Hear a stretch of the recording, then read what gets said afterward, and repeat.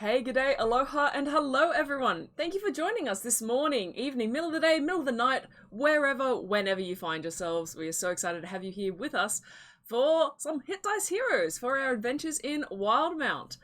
Yay! We're playing some D&D! It's been a little while, but we're back and we're super excited to be here and to have you here with us.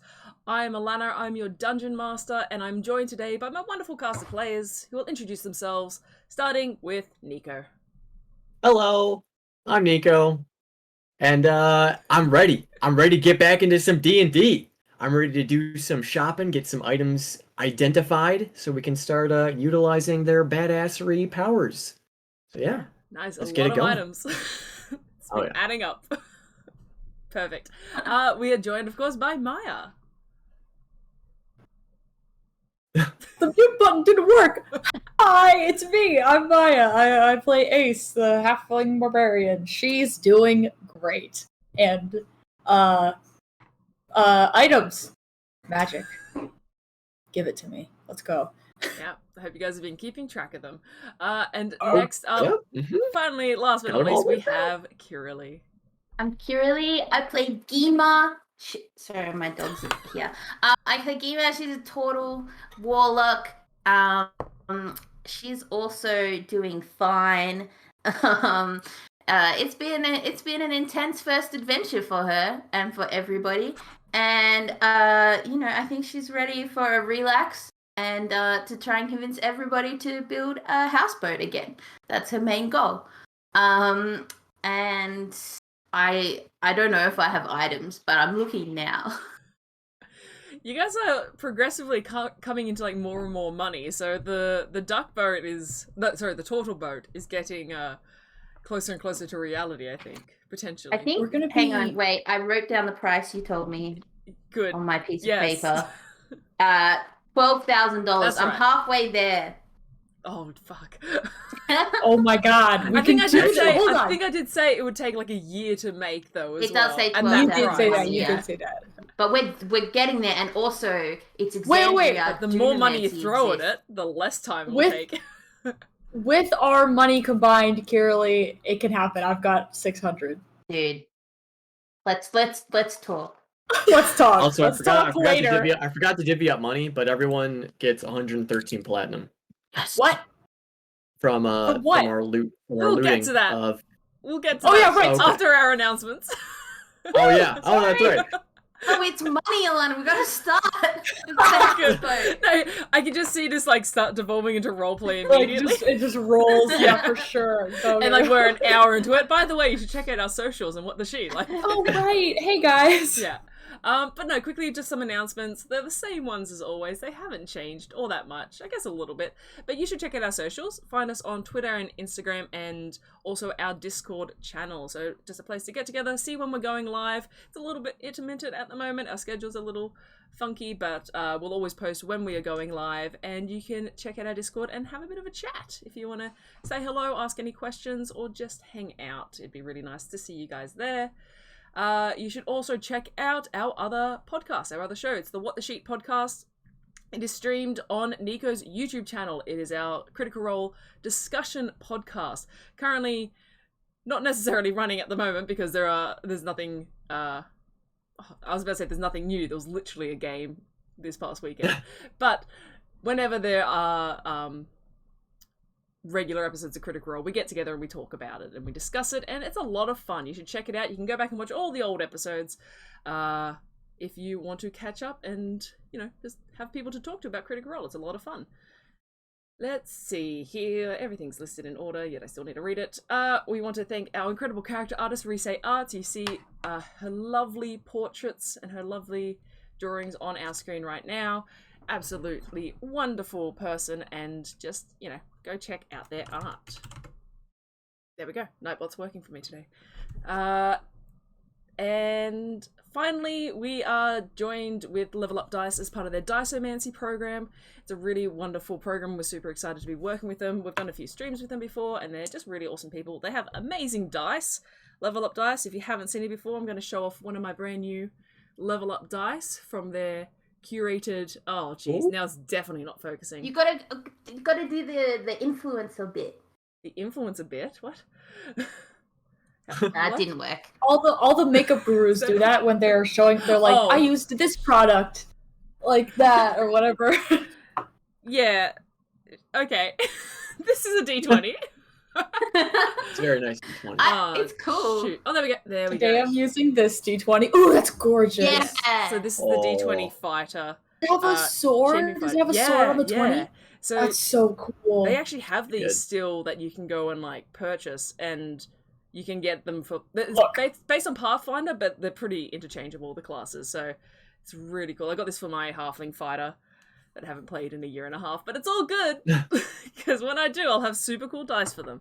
But yeah, Level Up Dice is really awesome. We love their products, and you can help us out by even just clicking on the link that you might see in chat every so often, and you might find some pretty dice that you really like as well. Absolutely no pressure whatsoever, but just wanted to let you all know how Level Up, that's an Australian company. it is. Yeah, it's an Australian company started in cool. Australia. I'm on their website right now, and it's dangerous because now I want to buy dice. Yeah. They've got the grab bags. I've told you guys about this before, where like, they Yeah! just send you random I'm D6s, looking at those. and it's like Maya, can I just have it? Can I just, Maya, just over here, just to Yeah, bit yeah, of a yeah, high yeah. hand it's thing. dangerous. Fuck. So advertising, right? It's not specifically directed to you. It's kind of like an outward thing. What- So It's okay. If Maya I wants to thought- click I the thought link Lana was and talking go to through and me. have a look, it well, I works. was talking to everybody listening, and not just look, and they do have cool dice, and they are Australian, which is awesome. But just so you know, that's like she wasn't speaking directly to you, even though it's a very I affable speak voice. to everyone that loves dice. So to me, Yeah, exactly. I give These out are some of the applause. D6s I've done from their grab bags. They're oh, that's so really cool. Oh my god. Okay, It's, yeah. it's a little dangerous, but in the best kind of way. Maybe if Dangerous you is the could just shop all the after best things are stream, then dangerous. like- Oh yeah, no. I put my phone away. I put my phone away. I'm a professional. I'm joking. Shop after it. But yeah, there are our announcements. Once again, we're a bit giddy, I think, this morning, but when are we not? Let's Urchins and Durgans. Dungeons Sorry. and Dragons. Let's jump into chapter 22 with a recap of chapter 21, because it's been a while. I think next session I'm going to do a story so far recap, because we're kind of capping off this story a little bit here, so it'll be a nice time to let us know what's happened so far. But a recap of chapter 21. Last session, we saw our party regroup and take a breath after Solace's mighty impressive showdown in the Fiend's Fin pit. Together they joined with a strangely upbeat cleric who helped them interrogate Grisman, the now revealed head of this exotic animal fighting pit. But there was more to this organisation that met the eye. Questions still lingered about Vickers, the rather airy tiefling who was originally thought to be in charge, and the mysterious notes found in Grisman's ledger that suggested some kind of greater dealings afar. More concerning was the way in which this aberrant creature found in the pit might play into it all. In searching Grisman's ledger, the party also found evidence of dealings with the mysterious emissary of the Pale Crown, Gwenvelar Galir, a name seemingly familiar to the party after being told of a pallid elf that shared that name many years ago. Having somewhat thoroughly looted the place, the party left the basement to find the bar literally set ablaze as I can't even say my own character's name. Valos Vezril, the veritician of the Sunfall Sanctuary, had arrived to assist. Finding that the party were more than capable of dealing with it themselves, she led them back to the Sunfall Sanctuary, where she encouraged the party to rest after their very, very long day. Very long day. And that's it. That's what you guys did. You are all in the Sunfall Sanctuary. You were... I think, Solace, you wanted to sleep against the cage that Grisman was in. Did we decide that you did, or did you go into think a that bed? was- Or I think it that was Geema. My I think bad. that was me. Okay. That's okay. I think Understandable to think that I would want to.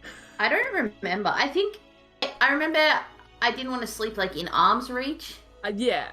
But I just wasn't I sure got if you were into my talked out of it by Valos. I think Valos Yeah. is like, there's beds. Like, No, I did still sleep down Alright, there. so you're in down my in the shell. dungeon. I feel like I have a memory of Geema, like, taking a neighboring cell, just, like, not locking it, so that... I don't know. that could be wrong. That's why I have a That memory. works. Go with That's that. great imagery. I like that a lot. Yeah. So, Yeah, you guys have taken your rest. You can take a long rest if you haven't already.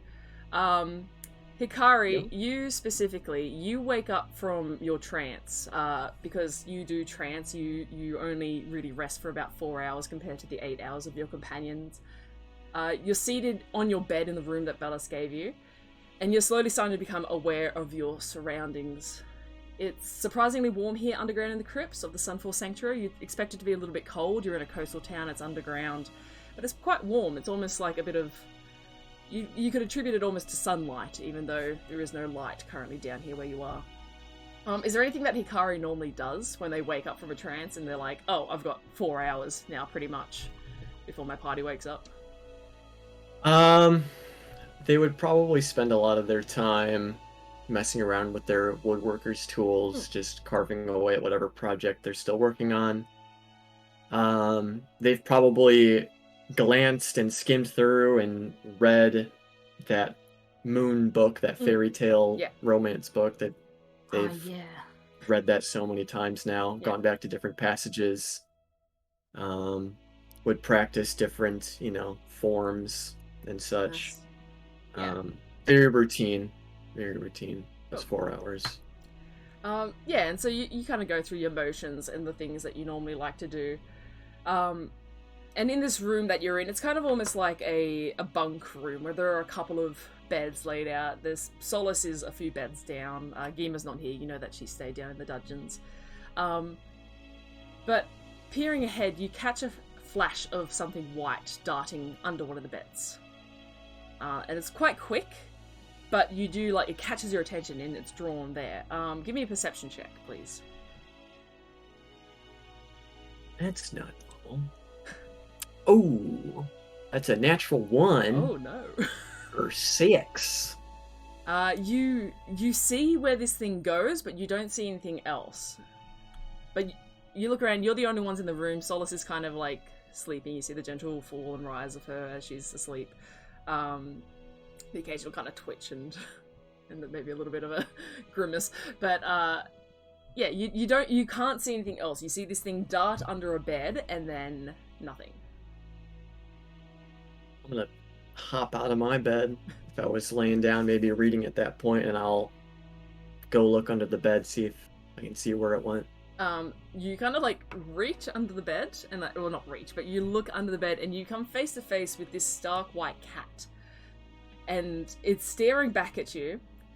You see that it is pretty much fully white. There's no coloration on it at all. In its mouth, it has a bold blue spool of thread. You see this kind of like what you'd put on top of a sewing machine. This spool of thread wrapped up in its mouth. And as you look from that to its eyes, you see that its eyes are fully black, with thousands of white dots endlessly filling them. And the harder you stare, the deeper it seems to draw you in. And the cat looks at you, and it gives a little meow, and then dashes off. And you see it runs through the bedroom and out the door, with a gentle trail of thread falling behind it.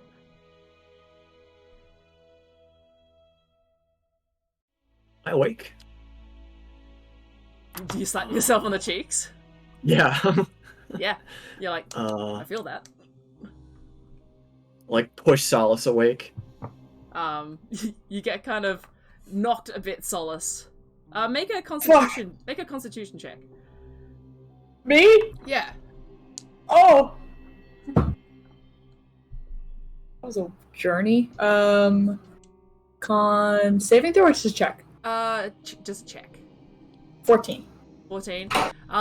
Solace kind of rouses a bit, and as she turns to look at you, see she's still quite bloodied and injured and a bit exhausted from the fight before, the very big day that you guys had. What happened? Get a long rest from this. Sorry,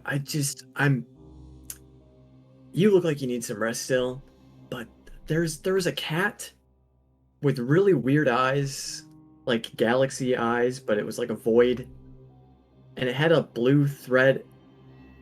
You're falling back. Weird eyes? Here. Yeah, no, I'm fucking. Shut up! I'm awake. Where is it?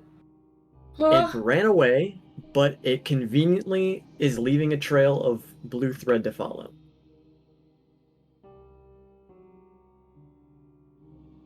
Currently, You don't have to come. huh? Make another perception check for me, Hikari. Okay. 14. 14. Yeah, you can see that you turn away from Solace and you see that the thread has wrapped essentially it's left the spool and it's pulling it, so it's dragging a thread away out the door. And you're like, huh. And then when you turn back, Solace isn't there. And the room's empty. I mean, I'm gone. Oh. Can I... Was there like a window down here, or we're like underground? You're underground. Okay, we're underground. Can I try to channel my key energy and sort of draw the shadows to me to cast Pass Without a Trace? Yeah, absolutely. Just to see if that works. Yeah, this kind of inky blackness kind of draws in towards you. Okay. I'll bend over and pick up the spool. Yep, and you can feel and it's that still being like unraveled. It's unraveling, yeah. And even it's strange. You kind of hold it and it still unravels. It is bizarre.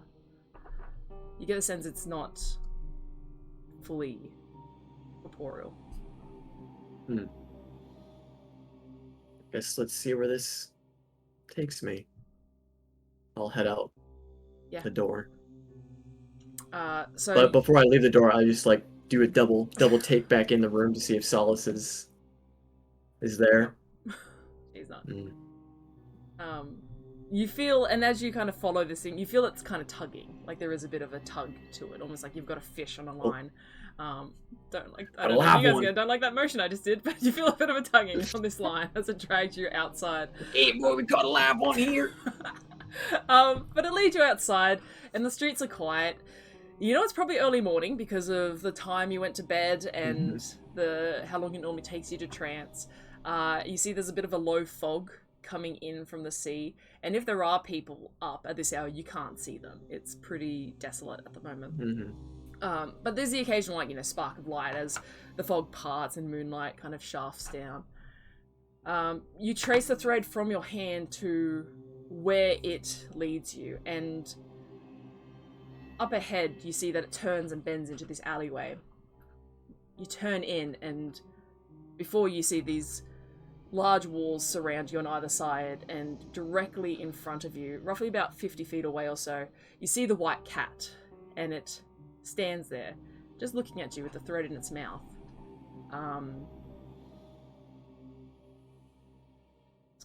Sorry.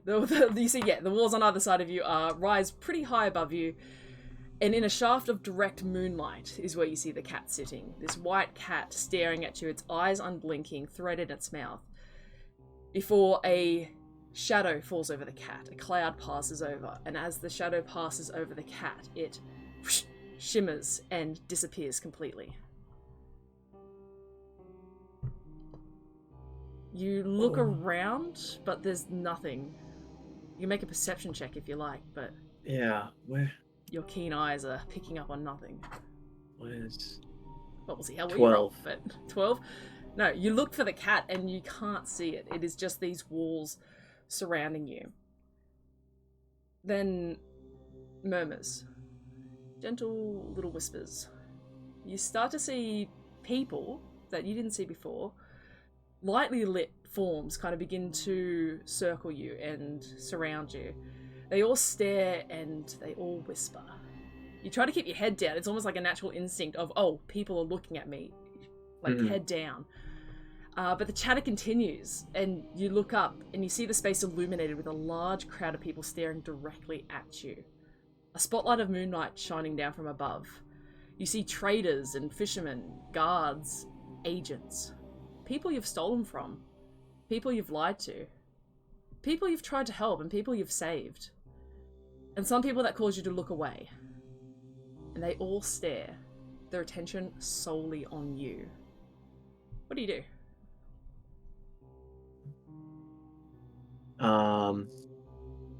I suppose in the moment, being caught off guard by the staring of all these people, but collecting myself and trying to find that tenacity that Hikari used to have in situations like this, and would regard those that they've helped with a kind nod, and those that perhaps I've had unsavory encounters with, I would avoid direct eye contact and perhaps a feeling of shame, depending on who it is that is looking at me.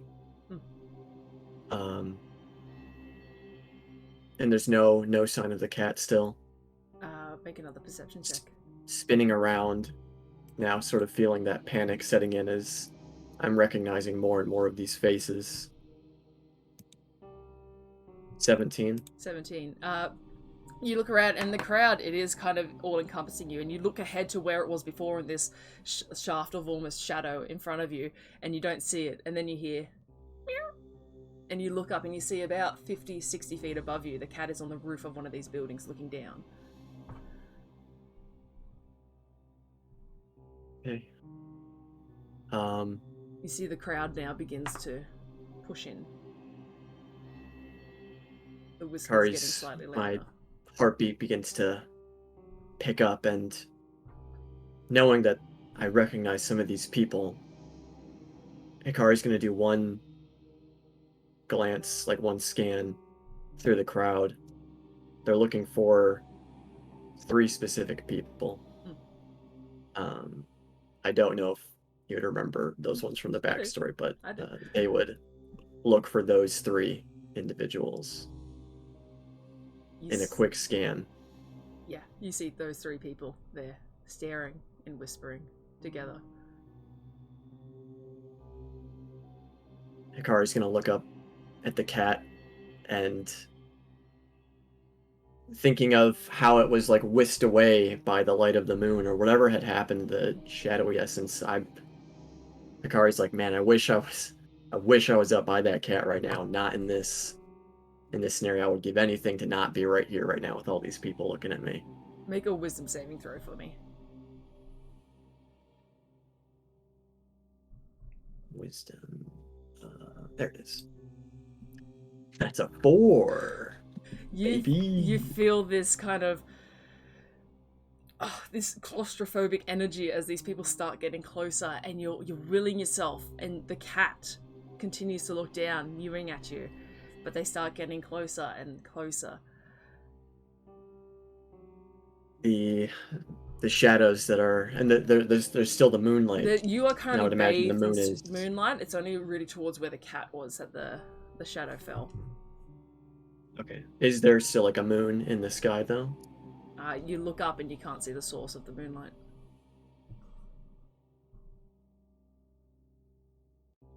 Can I pull a let me see.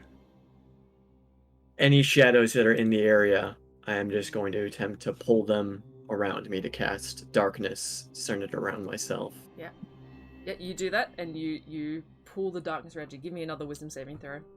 Okay. With advantage. Okay, thank you. Because that was a natural 1. Oh, shit. 14. 14. You pull this darkness around you, and you see it almost drains these bodies around you of light. As it comes in from the outside, they fade away slightly as the darkness encompasses them. I would, as a point of flavor, as they sort of fade away, Hikari masking themselves with this darkness, looking at those individuals one last time, those 3, and just choking back like emotion, and just say, I'm not ready. And they just disappear in the darkness. As you feel the darkness, it's strange to feel darkness kind of wrap around you, and suddenly you shimmer and you're gone from this space. And you find yourself on top of the roof, looking out over the city of Port Damali, and you take a second to catch yourself and what was that? Before you feel something by your legs, and you look down and you see the cat is curving through your legs and rubbing up against you. It's again got the thread in its mouth, and it kind of just sits and starts staring out over the city, and then looks back up at you. I would take a seat next to it, sort of letting my legs dangle over the side. Yeah. Just give it little pats. See it occasionally like reaches out and tries to play with the spool of thread in your hand. But it settles, and you look out over the city, and you see you're on probably one of the higher hills of the city here, where you can see the spread. You can see beaded alley, and you can see the tumble downs. They're all lightly lit up with this soft, warm glow of candlelight and gas lanterns. You see the Gilded Esplanade, and you see the beach. And all over the city, you can also see patches of moonlight peeking through the fog, almost like this dappled pattern, this dappled coat of fog and dark and light. You see the marriage of this light and dark. You see these spaces where there is pure darkness and there is bright light, but the shadows in between is what calls to you. You feel this surge of adrenaline, the almost effect of that encounter bolstering you in a certain way, maybe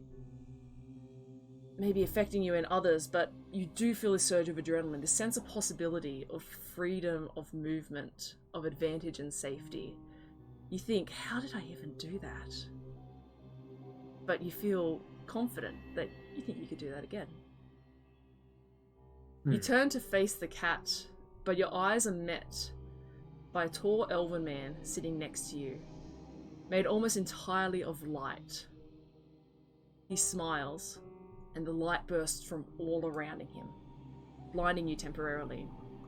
You pull back like that, and with a thump, you hit your head on the hard wall of your room in the Sunfall Sanctuary. You're sitting there.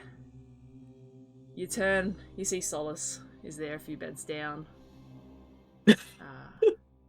You kind of lean forward to catch your breath a bit, and you feel something tug on your arm. And you look down, and there's a small knot of blue thread tied around your wrist. Not tight, just kind of there, bright blue. And you're free to continue your morning however you like. Probably carving and, reading your book. Yeah, I've got a couple more blank blocks of wood. I'm gonna spend the rest of that morning carving a very crude cat. Very nice. Out of wood, and just nervous and still a little bit shaken about seeing all of those people, but specifically those three again. But then shielding myself from that by imagining that surge of adrenaline of seeing the moonlight, that romance between the light and the dark coming together. Yeah. And that possibility of freedom. Very nice. Alright. Solace. Your sleep currently is pretty fitful and restless. It's definitely not the best night's sleep you've ever had. You are sore and you are aching. Yeah, exactly like that. You're kind of tossing and turning a bit. You feel pain and frustration of your day before, and it plagues your dreams. And even in sleep, your normally tempered rage bubbles at the surface. This focus that you can normally control. You feel you're having a very angry sleep. You have scenes playing out in your dreams. You see visions of you as a child, hearing wolves at your village and being scared, even though Solace now loves wolves and thinks they're amazing. Remembering as a child, kind of, just the thought of what could happen was scaring you. You see a vision of your empty village, of returning and not knowing what's happened. You see more recent images. You see Geema on the River Tyoden face to face with a terrifying 8-foot crane where you thought she was about to punch it in the face and you didn't know what was going to happen. You see Hikari struggling in the waters as you suddenly realize They don't know how to swim. You see yourself alone in a pit. Your two friends turn to stone as a large creature bears its weight down on you. You flinch waiting for the strike, but it doesn't come. Feel a cool touch on your forehead, and you open your eyes to meet the gaze of your grandmother, her forehead on yours. She smiles, and she says, "My dear Solace, peace. Your rage and fear cannot become you. A moment, peace." And she takes a deep breath, and you feel as she breathes in, you breathe in this deep kind of breath. And you feel her energy kind of swell inside you a bit, and you feel a little bit calmer. And she continues, "Your strength does not come from your anger, but from your desire to protect. The betrayal and deceit you have faced has made it harder for you to find your focus." And you see flashes of people that have betrayed you so far. You see Anders and Gruzman. You see the assassin that struck you in the middle of the night. These people, this city that has not turned out the way you expected. Clear your mind. Protect them to protect yourself. And then once again, she flashes away from you. You are once again in this pit by yourself, your grandmother gone. In front of you, Hikari and Geema petrified still, and the large hulking creature there in front of you. And as it raises its hand, you realize it's not going to strike you. It's guiding its strike towards your companions. And you just hear, "Protect." Roll a wisdom save for me. Oh, wisdom, you say? Oh, Solace. Oh, okay. Saving throw? Mm. Fuck, I've got nothing. 6. 6. You feel your heart skip a beat and you falter. You see the creature strike the statue forms of your friends. Dust and rock spray from the impact, and you feel your stomach drop. You feel that rage rising once more in your chest. You feel your hand wrapped tight around your weapon, but you're unable to move. And then it rears its hands back again, and you hear your grandmother, "Protect." Another wisdom save for me, please. Different dice. Worse. 4. Or once again it slashes down against the creature. Is there anything Solace might do to aid her in her will to protect? I think she would remember what her grandmother just told her, and with a lot of difficulty, take a really, really deep breath, exhale, and try to go into a rage the way that she used to, the way that she wants to, not out of control. Yeah. She would try. She's gonna try it. Make another wisdom save for me. Another different die. No, I don't trust you. No, I'll use you. Oh, 2! I keep rolling down and down by 2! I have anger management issues. You find yourself going into a rage, but it's not this focus rage that you were aiming for. You push aside for a second, and the anger bubbles up inside you. You see this creature, it is bearing down once again on your companions, and what does Solace want to do right now? You cut out a bit there, I'm sorry. Oh, she wants to kill it. She wants to kill it. Alright, make an attack roll for me. Okay. Every die I've rolled has been 19. 19 plus fucking yeah, 25. 25. So 25 total. Wow. Yeah. You swing, and as you go to connect with the creature, your hammer passes straight through it. And it kind of turns and chuckles. And it's strange. This creature before didn't show any kind of cognizance or any kind of personality, but it chuckles a bit with the voice of Gruzman as it looks down at you and just brings another arm up to swing down on Geema and Hikari. Can I stand in between them? Sure, yeah. You go and you between stand in between them. Give me a strength saving throw. Okay. You've done good. Do it again. Just one more time. Okay, well, strength I'm good at, so saving throw? Saving throw. 18. 18. You find yourself putting yourself in front of Hikari and Geema as this creature bears down. You don't have a shield. You don't have any kind of real armor or protection, but you just raise your hand and weapon above your head as it bears down. And this burst of spiritual energy erupts from you. You feel not dissimilar to when your guardians come from you when you rage, but in this new invigorating sense, this cathartic release of anger. Your rage fades, and you see this focus of light. This guardian stands in front of you with two swords raised above their heads, mirroring you. And as the creature slashes down, it hits these blades, and a spark of light scatters all across the room, and the creature reels back from this impact. You stand there kind of not sure what to do. This is new. This is something you haven't seen before. This is something that you haven't experienced before.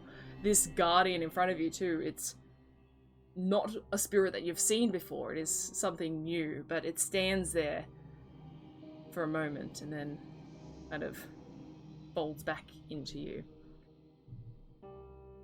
And you feel a hand on your shoulder, and you turn and you see Geema and Hikari. They're gone. It's just your grandmother once again here in this pit. And she once again places her forehead on yours and just says, peace, protect, focus. And it eventually fades. And the rest of your sleep passes. The cloud somewhat cleared for now. Some fitful dreams nonetheless, but a little bit of peace for now. If Hikari's not... Hikari would have seen like some probably. Yeah, just a lot of like wiggling. I think like a ha, Yeah. grandma kind of thing. Hikari is probably just Yeah. like I just get an image of Hikari carving and they're going cat, like Yeah. Yeah. And then the corner grandma. trying to focus in their very own way. Yeah. Fantastic. Hey, Big Kiralee. No, because I have this boat, and I think I'm dreaming. No, it's I'm your on the turn! boat. So Geema, it's really actually quite warm and lovely and dark, wrapped up in your shell. Now you don't obviously completely retreat inside your shell, but you do kind of curl up a little bit, and you found a comfy spot here in this dungeon that you've chosen to sleep in. And you do drift off after your very, very busy day. It has been a busy day. I mean, you think as you're falling asleep, this is the morning that your friend Oleg left, and that was unexpected, and it caught you completely off guard. And you spend the day battling for your life. Crazy, like, that's outrageous. Like, you battle for your life now, almost on a daily basis. And you remember, oh, and I was turned to stone. At one point, you're completely petrified and unable to help your friends. And you spent the day... Nope, just said that. And you remember Solace's face when you came out of this petrification, and just the concern you felt for her. And the mistrust you felt for the people you now kind of find yourself dealing with. These real shady, bad men. But even with all these thoughts running through your head, you do find yourself falling asleep. You begin to dream, but instantly, quite quickly, you notice this is not really a dream. This doesn't feel like a dream. This is something else. You find yourself in a dark, open space, and you feel the cold air on your body, and you feel the crack of dry mud under your feet. You feel awake, but this is nowhere that you've ever been before. You think this is new place. It's very dark here. You can see the sky, you can see where the blanket of black is, but there are no stars and no moons. Just a lonely whistle of air over this barren patch of land. Then, a presence. You feel the weight of something looming above you, but you turn and see nothing but this expanse of night and mud. And then you are blinded by this brilliant glowing orb of radiant light in the sky. You think for a second it's the sun. This is weird, but it's joined by another radiant ball of light directly next to it. And you see they kind of wink into existence. These two orbs, eyes, in this lidless brilliance. And then a familiar voice. Hello. You say hello, and a familiar voice echoes out all around you. It's happening, it's happening, it's happening. Excuse me a second. Geema, where is your joy?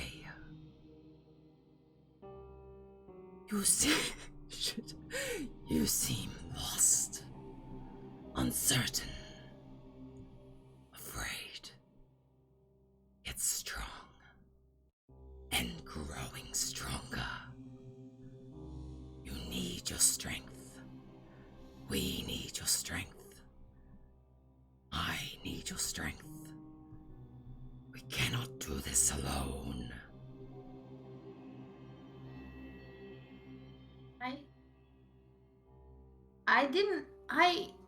I thought it would be an adventure. It's a lot scarier than at the treehouse, you know. I didn't really expect. I mean, it's nice to finally meet you. You're very big. But it's hard to be joyful. Everything's very serious and life-threatening. And all my friends did tell me their stories, and I knew that it would be scary. But I thought it would be like fun scary, like the stories we used to tell around the campfire.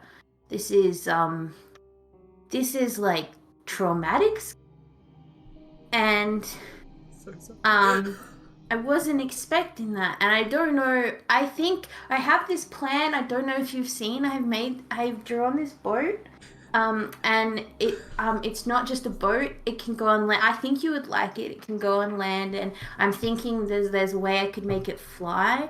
But also I think maybe I just take these two, and I think Solace has family somewhere, and maybe Hikari and their families, and we just make like another treehouse, but instead of a treehouse, it's on the boat, and we could just hide from all of the traumatic, scary things, and just have more cool stories around the campfire. Like I could tell Solace a story about a big wolf, and I could tell Hikari a story about, I don't know, someone kissing the moon. I don't know what they're into. And something like, I'm sorry, I'm talking a lot. I just like, it's good, but what do I do? It seems a bit much. It seems a lot. You see throughout this entire exchange, the orbs are just kind of like unblinking towards you, and then just blinks for a second, and then once again opens back up and says, I chose you. You were the joy in the world that shone the brightest.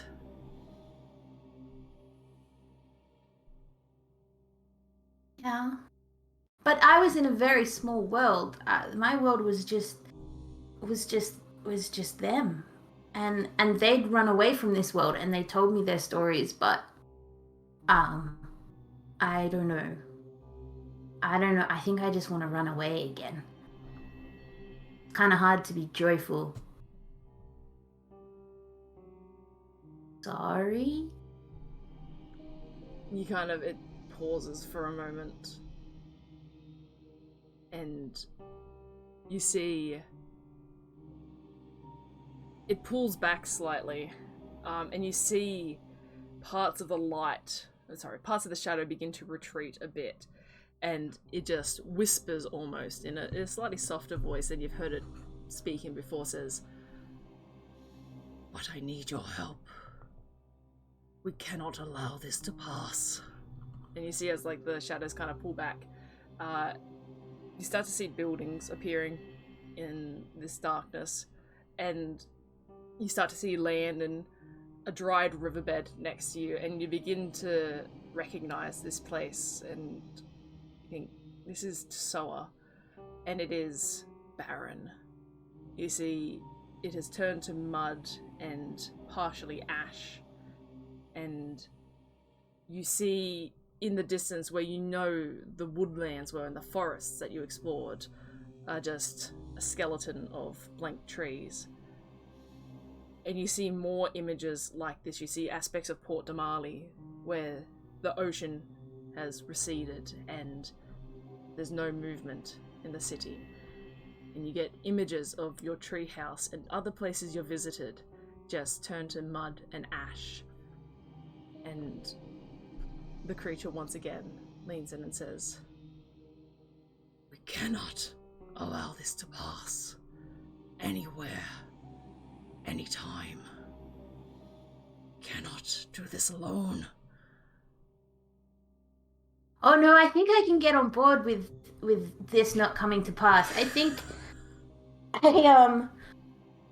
this actually, I feel like if you I really appreciate this. I feel like if you showed someone else this, they would be like more traumatized by the view of the apocalypse. However, this makes me feel better, and I feel like that means that you know me really well, because this makes me realize that all of the stuff that we've been dealing with recently has been stupid adult shit.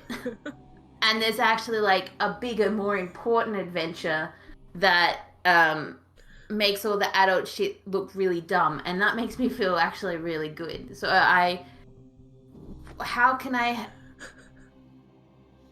like to help put an end to this. Where do you need me to go? What do you need me to do? You see, they kind of like retract the shadows a bit so these images fade a bit so they're not kind of right there in your face. And the voice once again calls out, "You have my gift, freely given. Now, I need your faith. Do you trust us, Geema?"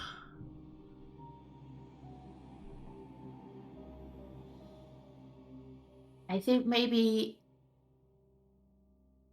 you're the only truly good thing I've ever found, and the only thing that I trust. You feel this kind of warmth emanate from it, in approval.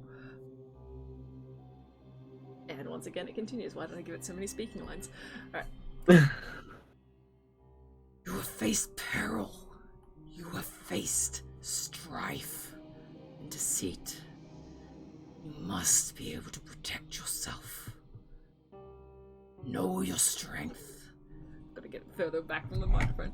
No. Know your strength is not just in the swell of your muscles, but also in the gifts I give you. Learn to strike from afar and protect yourself.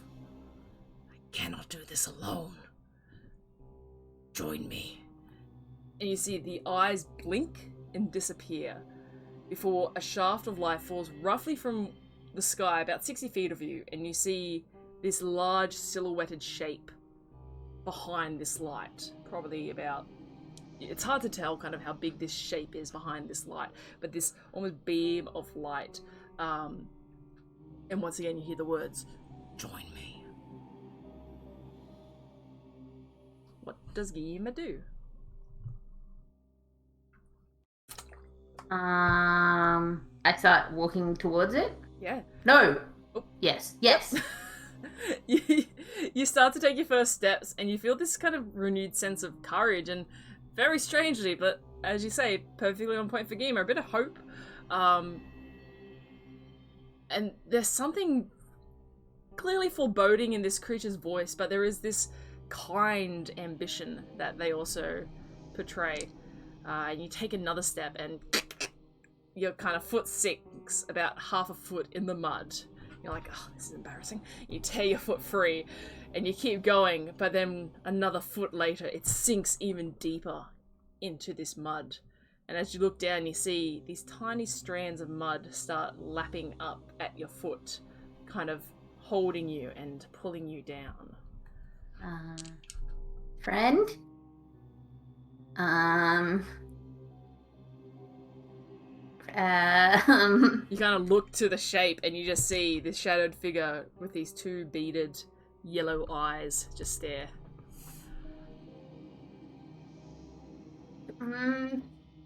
Okay, do I get a sense that there's something it wants me to walk forward to? Or do In I get a sense it wants you to come towards it. Okay, not just like succumb to the mud. I mean, you're welcome to succumb to the mud. No. That might be Kiralee, not Geema. Okay. Just fine. Yes. Swallow me, Earth. I'm going to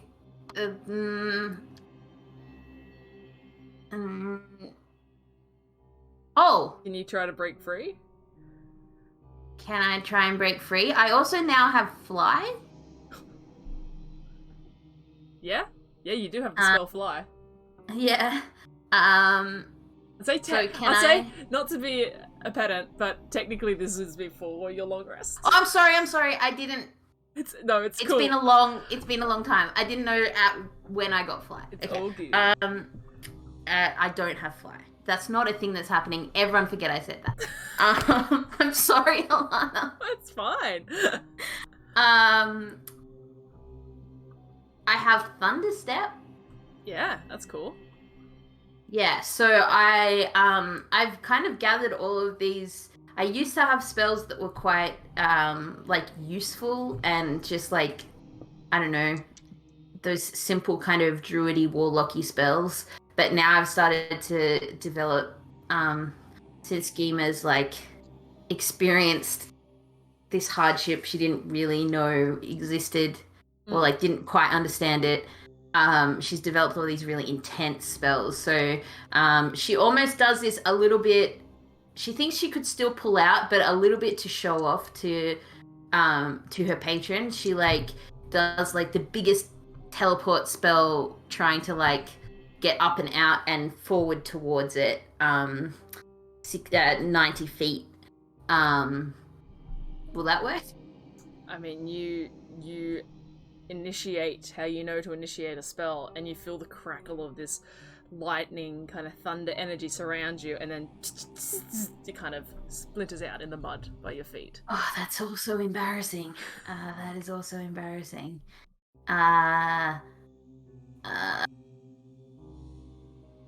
Starting to creep up towards your knee out of the mud. Yeah, I just start to try and muscle out of it. Yeah, you kind of start like willing yourself out of it. Give me a strength check, please. Oh no, real bad. Why though? 2 + 3 is 5. Yeah, you kind of do that thing like in quicksand where like you try too hard and it just pulls you in a little bit more. And you feel like the piercing gaze of this creature in the distance staring at you. I'm still trying to get out, and I'm like this. Like it's not a fun adventure. It's real scary. Help! Make a wisdom saving throw for me, please. Also bad. 9. 9? Yeah. Yeah, you're struggling to break free, and you feel the sense of this creature again once behind from the light. You hear it just repeat itself. Know your strength is not just in the swell of the muscle, but in the gifts I give you. And you're trying to process that. You're like, I tried the gifts you gave me. That didn't work. What are you talking about? Cantripping now, I'm like, there's a small bonfire. Here's some magic stones. Beautiful. Give me another wisdom saving throw. That's great. Love you just throwing out magic tricks. Yeah. Oh no, also bad. 11. We need to get you guys wisdom saves up. 11. It pulls you down now to about your waist. Ah! I look around. Is Azuka with me? You have a kind of natural sense of where your familiar is at all time. Yeah. She's about 60 feet away, and you turn and you see she's kind of standing there in the shaft of light, just doing that doing that possum thing where it's like standing up and like doing grabbies. Alana, she's a sugar glider. It's like a possum, just Kirili. It's as a close fellow enough. Australian, I respect it's you, but absolutely close enough to a possum to be described as a possum. Fair. Possums can't really sugar. It's fine. You're gonna say possums can't stand up? No, glide.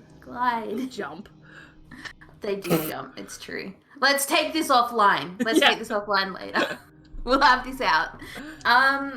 I don't know what to do. Okay. What has he said? They've said, don't try and muscle out of it. My strength is in the gifts they've given me. They like my joyfulness.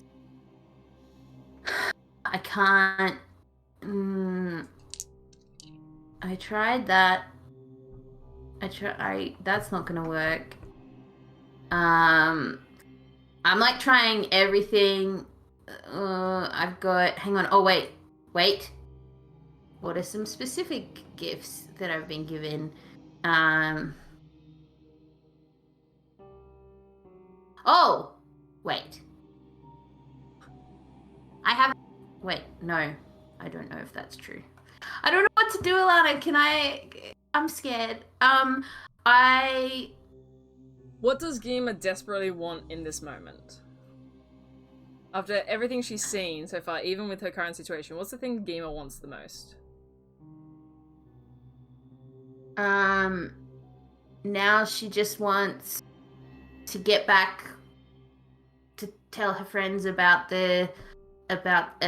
she wants to like get out of this to tell her friends that there's a new bigger adventure and a better adventure, one that's not so tied up with stupid people, and she wants to impress her big fave floaty friend. And what do you think her motive for impressing the floaty friend is? Because she wants more power, and to find her old friends, and because that's the only sort of constant. It's like her best friend. Yeah. Make a. I'm sorry, I'm not getting it. No, it's not that. Your dice are betraying you. Okay. That was a very honest answer, and I really like it. Make a charisma saving throw. Oh, natural 20 plus Oh 6, 26. That's amazing. You say this and you will this intention kind of to yourself, but you do feel it pass towards this creature, and it acknowledges this very honest answer and your desire to help and your desire to get yourself out of situations so you can help. You don't want to necessarily be in this city forever. You want to go where the people are. You want to do and take action. And you feel yourself kind of disappear for a moment. And it's strange because you look at yourself for a moment and this kind of translucentness covers your skin, and for a brief moment you turn completely invisible before you swirl, and in a puff of mist or smoke, or you're not sure, you completely disappear and then appear immediately right next to Azuka in the shaft of light. 100%. You're now close to this creature, about 15 feet tall. It is shrouded in darkness except for these two glowing yellow eyes. Is there any shape to it? Is it like humanoid or just a blob? Make a perception check. That is 15. 15. It's very tall and it's very hulking. You get the sense that this is not just a real tall human. Something you pick up on is what looks like a set of horns on the top of its head. And I have not really, like, previously this thing has appeared, like... Mainly as a voice. Yeah. Yeah. Okay. But it's there now in front of you, and you feel warmth coming from it, like an actual physical heat coming from it. And even more so from its eyes when it directs its gaze down on top of you, and you feel its breath when it speaks, and you smell its breath when it speaks. And it's really pleasant, and its breath smells kind of like the first spring day after winter, where it's really quite warm, and you can just smell all the flowers in the air, and you smell the ozone almost of like just warm weather after a cold winter. And without really discerning much else from its features, you hear it say, "Impressive. Use this. Another gift. Protect yourself. Remember, we cannot do this alone." And it blinks its eyes, and as it does, the light from the world turns dark. And you open your eyes, and you awaken within your cell in the Sunfall Sanctuary. Oh man, you're gonna feel so much better. Yes. Perfect. And you guys all have a lovely long rest. Nice. Now having leveled up to level 6. Yeah. Beautiful. Cool. But yeah, the morning is yours. What do you guys wish to do as you assumably convene?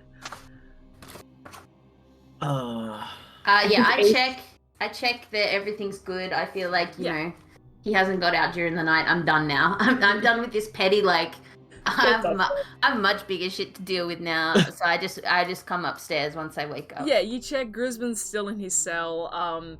You make your way up. You kind of know where the rooms are, but you kind of ask around a bit, and you're directed to like a bit of a mess hall. There's a kitchen area there where people are preparing breakfast. And eventually Solace and Hikari, you are able to join if you want to wake up and go in that direction. I was gonna say that I think Ace would like be sleeping really deeply. But Hikari, if you want to like Solace kinda is kick her. sleeping in. Yeah. They just like tap around like the shoulder. Weird deja vu for Hikari. Hello. Yeah. Like poke her like cheek. Hi. Are you actually here? What are you Yes. Okay. Because the Huh? last time I heard you say that, it wasn't true. Huh? So, anyways, food? Oh, yes. I'm hungry. Oh God, I had weird dreams. Really? Oh, and my body hurts. I want orange slices. Let's go. Yeah, you That does guys sound pretty good, actually.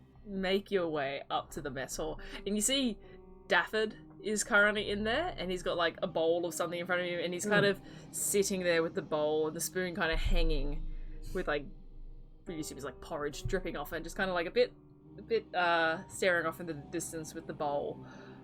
Is Dafford the guy that I picked up from Daffod's the cleric. Daffod's the cleric. The cleric? It was just Stick it around. tight. Love that guy. Yeah. Love that guy. So he's just How do you spell his name? Dafford. Daffod. Thank you. You see Daffod's just kind of sitting there with the bowl, a bit of a confused look on their face, just staring off into the middle distance. And they see you approach, and they're like, oh, hey, go sit with me. Hey. Hey. Sure, yeah. Let's take a seat. Where'd you get the food? Where'd you get the food from? And he points, and there's like some stove, like some big pots set up on tables, and you get the Hey. sense that there's like some mixed food there. And you see, and Davin's just like, sorry, like, I'm sorry, I'm a bit weird this morning. I had like the strangest dream last night. It's really bizarre. Really? Did you? It's really haunting. I just can't. What'd you dream about? I had a house and a wife and a dog, and Oh my I don't know. God, It was it's just horrifying. ridiculous. It's just I can't. That sounds like shaking me How to my core. unrealistic. I don't know. Sometimes Are I you- get are you- these dreams and they feel like they're foreboding and foretelling. Don't worry. And I just can't do that. You know, that's not me. I just. yeah, you won't. You don't. You're okay. Just a dream. You know. I mean, it could be foreboding. We got cuffing seasons coming up, you know. That's a season. What All season? weather's gonna be creeping in. Cuffing? Oh well, I guess Cuffing. for us Americans. Yeah, that's a Cuffing. cuffing. Cuffing. It's like it's one of those terrible ways that people will say get married because they're like, oh, you're like locked with one person forever. Ew. You know, like Yeah, it's that it's shit bad. person thing Yeah, where it it's ain't like, good. oh, the wife. It's that shit. But cuffing is like a. It's like Oh, because it's like you're getting handcuffed. Like it's like. Yeah, Wow. Yeah. it's bad. That's horrifying. It's just like an easy thing to say, so people say. You say that to Daffy, and he's just like, "Oh God." Yeah. Yeah. Yeah. It's not good. It's not good. Yeah. Get out while you can, as I say. Exactly. Don't Yeah. get tied down. Mm-mm. Nope. Free as Bad. a bird. Or, yep. Free as a bird. Alan, I have a mechanical question. Yes. Would I currently have Misty escape? You do. Could I use it now? You could. Keep in mind the limits of it. You get it once per short rest. Yeah, I'm gonna use it. So Geema kind of comes up the stairs and sees her friend sitting at the table, and Azuka kind of glides in, but I go, hey, and then I and then appear cross-legged on the table. Yeah. Oh wait, can I choose to appear or am I still invisible? Hang on. Unoccupy. You remain God, it's invisible the cat until the from my start of your next turn, dreams. or until you attack or cast a spell. Just punch And a then card. Yeah, you guys turn, you see Geema in the doorway going like, "Hey!" I imagine like with a big flourish as well. yeah, I'm just I haven't thought much about it, so I'm just like, look at me, check this out. You see a lot of the clerics Hey, in the Geema. Sunfall Sanctuary also turn and look as you turn invisible and just completely disappear. Yeah, and I want to. I get to the table, and then I realized I haven't appeared, and then so I put my hand in my rock bag and I cast Magic Stone so that I appear. Yeah, Geema suddenly appears right in front of you on the table, sitting cross-legged.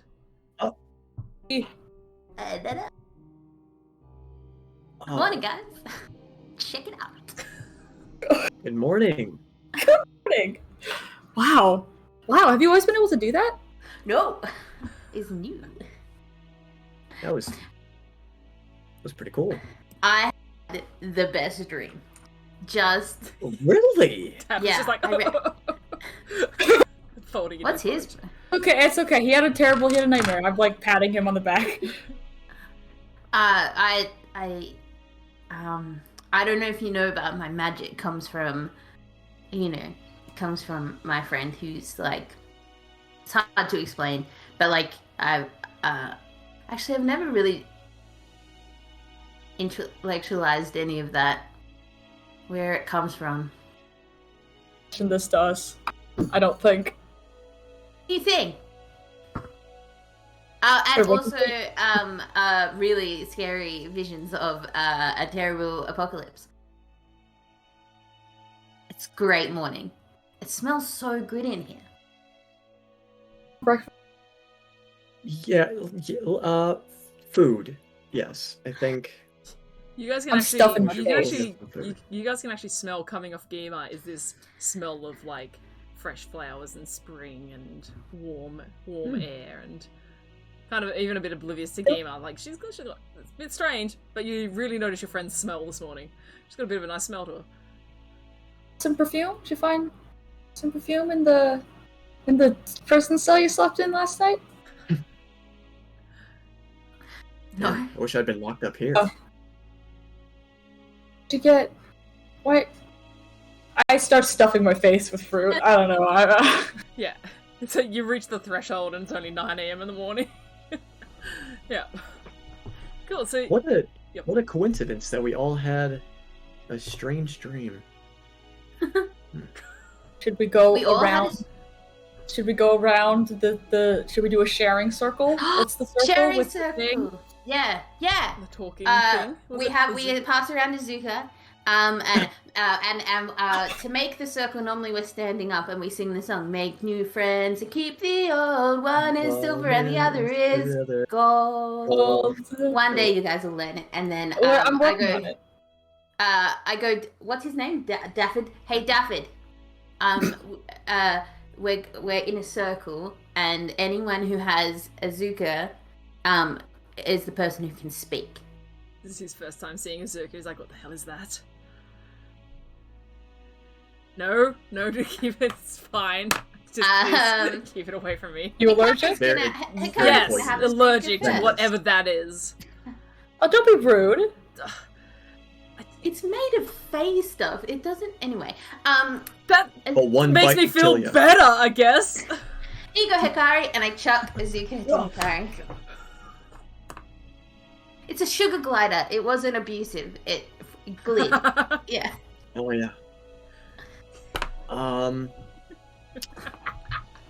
I don't really know. I feel like the dream I had was Share.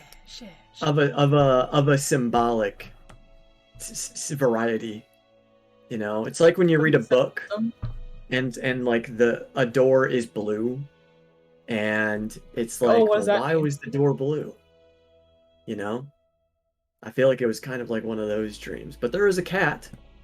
There was a white cat in it, and it had very interesting eyes. They were like a starry night sky kind of eyes. It was very strange.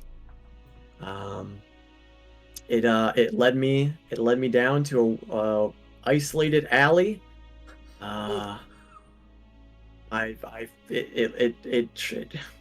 This is new, and I point to my blue That's so cool.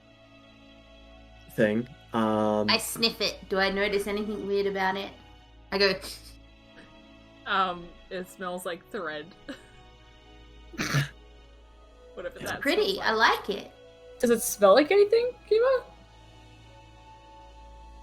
It smells like great purpose. Huh? It smells like healing and like somebody's taken a great step in how much they're going to share about their past with their friends. It's amazing that it can smell so much. That's sort of, it's like a deep honey smell. That's what that means. You wouldn't understand because you don't have the same olfactory kind of animalistic situation set up. No. Yeah, it's a total thing. Okay. So I didn't know that. Just sucks that I'm allergic to honey. So See unfortunate. one of the clerics in the background just turns away suddenly, very quickly. I was like, oh.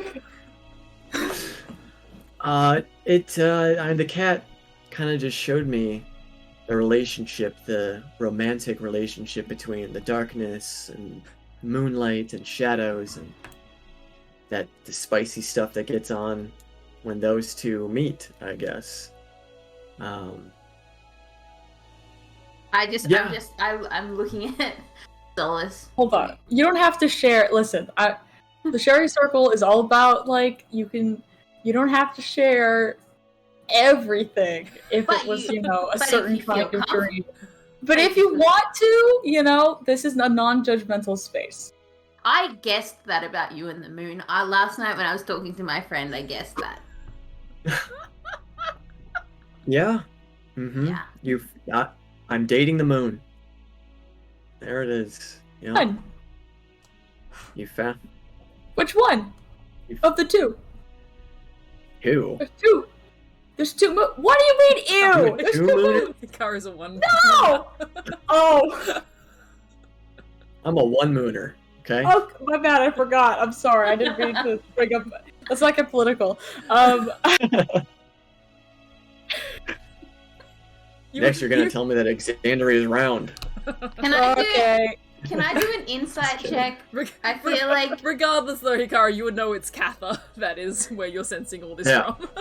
Katha. Yeah. Can I do an insight check? Because I feel like Geema's curiously thinks that Geema might be sensing that Hikari's like obfuscating and like using humor when Ooh. actually it was pretty intense. Dream. Hikari? That's like the word of Hikari. Like if Hikari was one word, it'd be obfuscate. I can't even say it.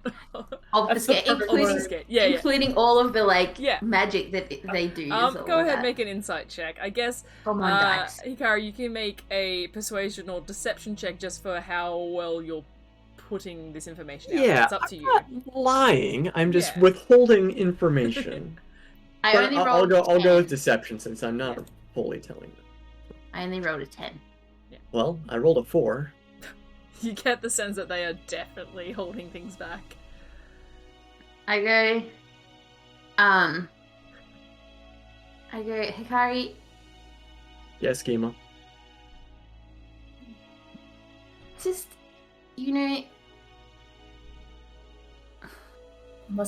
just tell us the thing. What was the thing? What was the takeaway from your amazing erotic moon dream? Like why were you given the dream? If you had to guess.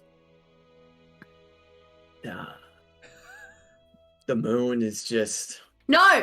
Answer me honestly, Hikari, for once in your life. We've been through so much together. You're holding my Fae familiar. Answer the question. Feeling a little attacked Okay, I'm sorry. right now. I'm feeling exposed like I was in my dream.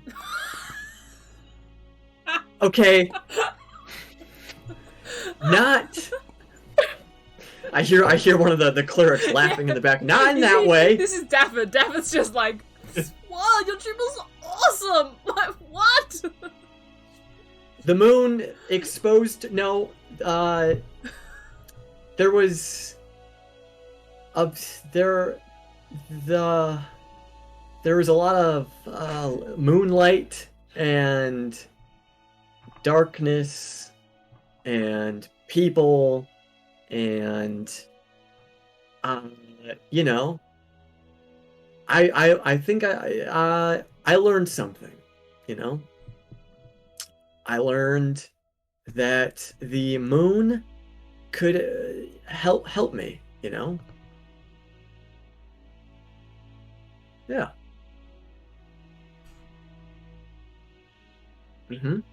That the Azukar can be passed should the Sherry wish to stop, seeing as Hikari has a very tense look on their face. Yep. Listen. There's some stuff that I don't talk about, right? I think there's some stuff that we all don't particularly want to have resurfaced. The dream forcibly resurfaced some of that stuff. And the moon is... I learned that, maybe I'll have to confront this at some point, but I've got a new trick up my sleeve, I think, to help maybe avoid that confrontation for the time being.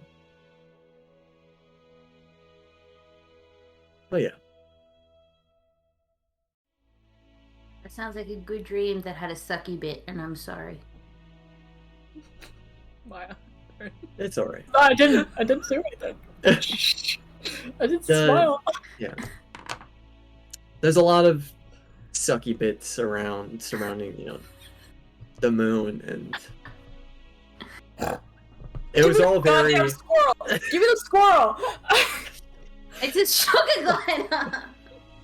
So fucking That was a cute. chill. But I had a dream of my grandma! Alright? That's a whole lot less erotic than. That's why I felt the need to bring it up. It's so stupid. You had a dream about. I mean, some people. Never mind. Let Oh, her tell her story. I- I'm yep, I don't holding a Zucker. Wow, I wasn't planning on actually sharing that much, and then I just got really overwhelmed by like the details of the moon dream. Saw my grandma.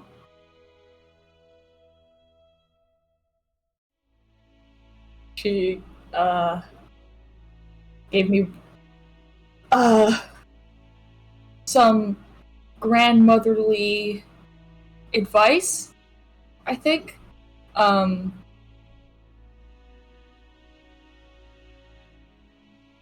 was really angry yesterday. I think that might have been apparent in several things that happened. It was a long day. I think I also... Didn't I? No. Did I beat someone up on the way to the fighting rink, or was that a different day? I feel like I did that. I feel like... If I remember that, didn't someone that like was the look at same Hikari day. weird? Didn't someone look at Hikari weird and I Yes. tripped Yes. him and Yes. Yeah, Okay, you fucked cool. him up. Yeah. Hikari Yeah, so tried to I've had ask for directions or something and Yes, failed in a exactly. check. And then you beat them up. So, yeah. like, I think yesterday was one of those days, you know, where the brain just ain't really with it. And those days are gonna happen, and they used to happen a lot more frequently when I was a kid. And they didn't have as violent results because all of my siblings were bigger than me, so I couldn't. I tried to fist fight. Anyway, I was very upset, and it presented itself in a way that I am not comfortable with, and I think I may have taken some of that anger out on you guys a little bit.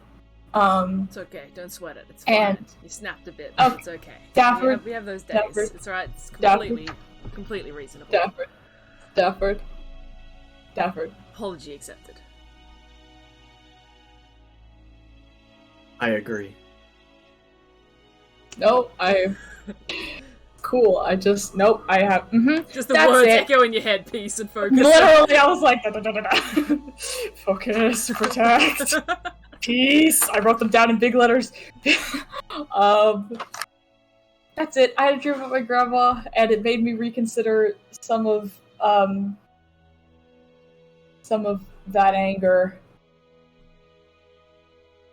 I came from like a big family, mostly. Those were like the people I was around. It was just like family and people who were close enough that they basically were family, even though they weren't related by blood.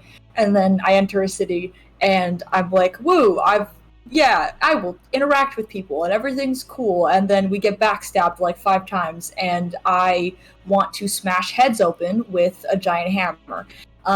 And, you know, I think there's a time and a place for that, and I am only comfortable with those actions when I am in control of myself doing them. So I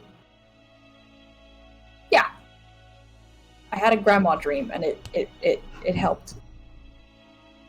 I sigh really heavily, and I pass the Zugar to Dafford. He knocks your hands away. Like, ah! Hey, And Asuka kind of like... I did it slides to the table. gently. It's for the circle. You could just say no. I've shared. It's fine. It's good. I don't need the rat. It's all good. Azuka Alright, just you're gets on up and thin dusts. ice. Azuka's like What dusting is it? herself I've never off. seen this before. Like, I don't... How you call? Clearly very sweet. Did a little flippy, fly, glidey thing. That's the most horrifying part. Why does it have... Azuka smiles these really skinny wide at him flaps? and shows all her like her really pointy teeth. It can talk too. And out of Don't you its talking mouth, Geema animals? says, "And it can see your fate." Okay. Make an intimidation check with advantage, because he's already spooked. Effort, buddy. We're gonna start Oh, before we yes. finish the meal. Oh, I love the +6 for intimidation. Thank you. Yeah. 21. Holy mother. Yeah, he rolled a 3. Davin's just gonna be like, picks up his bowl and just walks away to, like, the wash-up area. Like, okay, cool, I'll catch you later, bye. Like, just starts wandering off. So weird, you guys. Like, honestly, kind of into the vibe of just, he's just kind of like, he's just doing whatever the fuck. I was so sure I was gonna have to, like, break several legs of his and then, like, make him heal you, but he was like, sure, fuck it, let's go. Weird dude. I'm gonna tell you right now. But ride or die. Very no, actually, he fully turned on his bosses, like, really easily. The actual So, opposite of ride until a better opportunity presents itself. Yes. Freaks me out. So we shouldn't Okay. invite him to join us, because he will immediately betray us. I've learned that I'm not good at... I will not weigh in. I don't think I'm good at reading people. I thought that Vickers was a guy who was important. I thought that Grisman wouldn't continuously try to run and escape. I thought 1,000 things about people. I'm done thinking about people. I think only, just Hammer and friends. Hammer and friends. I'll drink to that. No, think. Just Hammer. Sorry, I have to write that down. No thing. And just friends. Hammer and friends. Yep. I take Izuka and I go, well, I have 2 main fields of conversation that I would like to propose in our sharing circle. Yes. The first one is more important, which is where to next. I have some ideas. Maybe we should talk to the lady that Geema remembers her name, but Kirili doesn't. Valos. So I'm going to say the drow lady. Okay, Valos, yes. Valos. Valos, to see what's up. But I have some ideas. I think there's sort of like a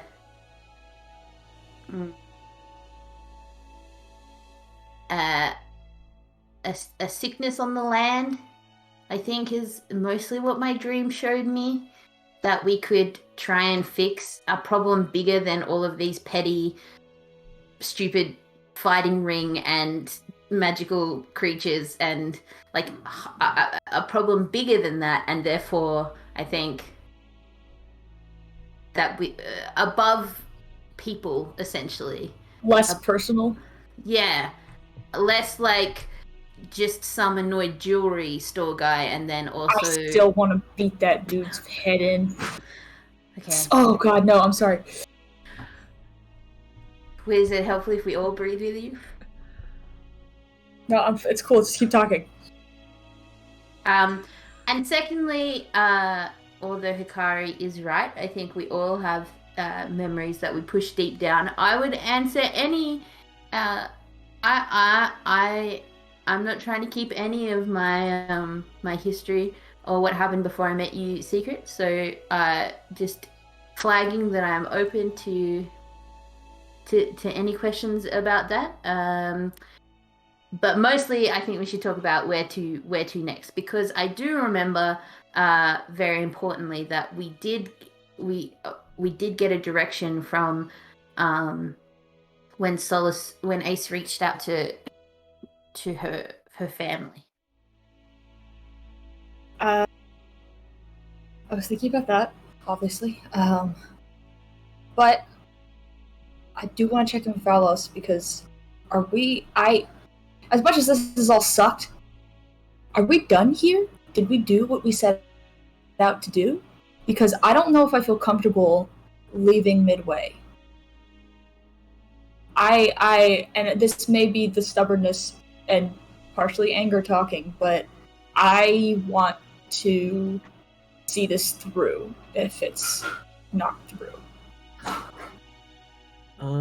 That's just me.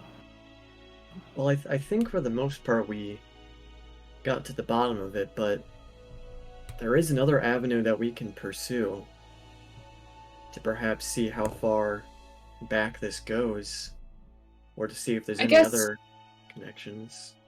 Wait, did we kill the creature that was killing people? Not necessarily. We think that we maybe found where it came. I think we need to check in with Valos. I think we need to question Grisman. Oh, but he's so annoying. We could just let them question. Maybe we talk to Val to see if they've already questioned. Yeah. Let's do that. I don't want to leave this. I want to see this through. I don't like quitting. It makes me angry. God damn it! I worked so hard. We're sharing. Let's share. I had anger management issues when I was a kid. I don't know if you could. I worked on that real hard. Part of the reason why I became warrior was channel your anger. Ooh, you can, you're not gonna explode if you hit a tree real fucking hard. And I got pretty good at it. And then now it's like, oh, roll it back. You're in elementary school again. You're a little 10-year-old. You're getting mad at the. Let's go question Grisman. Talk to Valos. Sorry, I'm fine.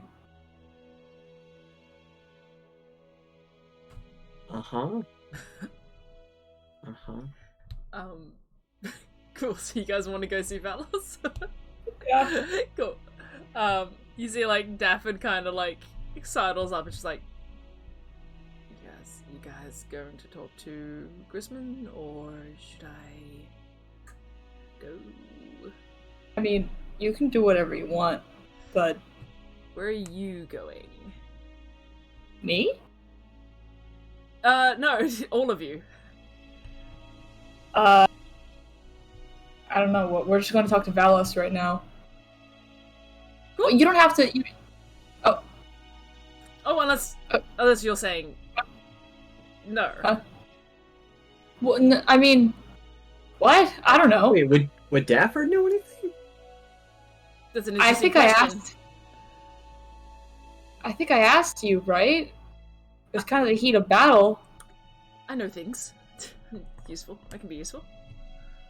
Okay. Hey, do you know anything about fighters who do you know anything about a monster that may have infected someone with a little parasite, like a worm? Don't know anything about that. Okay. The people were always fighting in the ring, and I'd patch them up and send them on their way, and oftentimes they wouldn't come back. There was a new rotation quite a lot. Some people would come back and they'd fight other creatures and fight themselves. Not themselves, that'd be weird. Fight other people, and then... And it's just starting to try and get everyone to walk towards Valos, just wait. One more question though, actually. Would you recognize a description? If someone fought in the ring, and we described a person to you, could you tell us if they were in the ring or not? I think I could probably try. Depends how recently they were in the ring. I was only there for the past month or so, month and a half. Oh shit! When did Jaina die? Yeah, did you replace someone? Dafford? Assume so. They didn't meet the person I was replacing. They didn't leave any notes of how to. Hold on. How do you become a cleric for an underground fighting ring? What's the LinkedIn page for that? It's not by choice. Not by choice. It's generally the way. I'm just gonna bring up just for the sake of it. You in trouble, Dafford? You got debts to pay? Depends how you define trouble. Let's be honest. Okay. I've seen what you define as trouble, so yes. But I'm just gonna bring up just for the sake of it. Glad I didn't kill you, dude. I was this close. I was really angry. I'm pretty glad too. That would have been a real downer on the day if, I died. Sorry, I'm just trying to bring up the notes and like Jaina and all that. Oh no, you're fine. Oh. It was around here. Yeah, so it was about... Oh, no, that's not it. That's not it. That's not it. Hey, Alana, what happened in episode 1? The details. Strangely, I can remember that episode really clearly because it's my most detailed notes. The...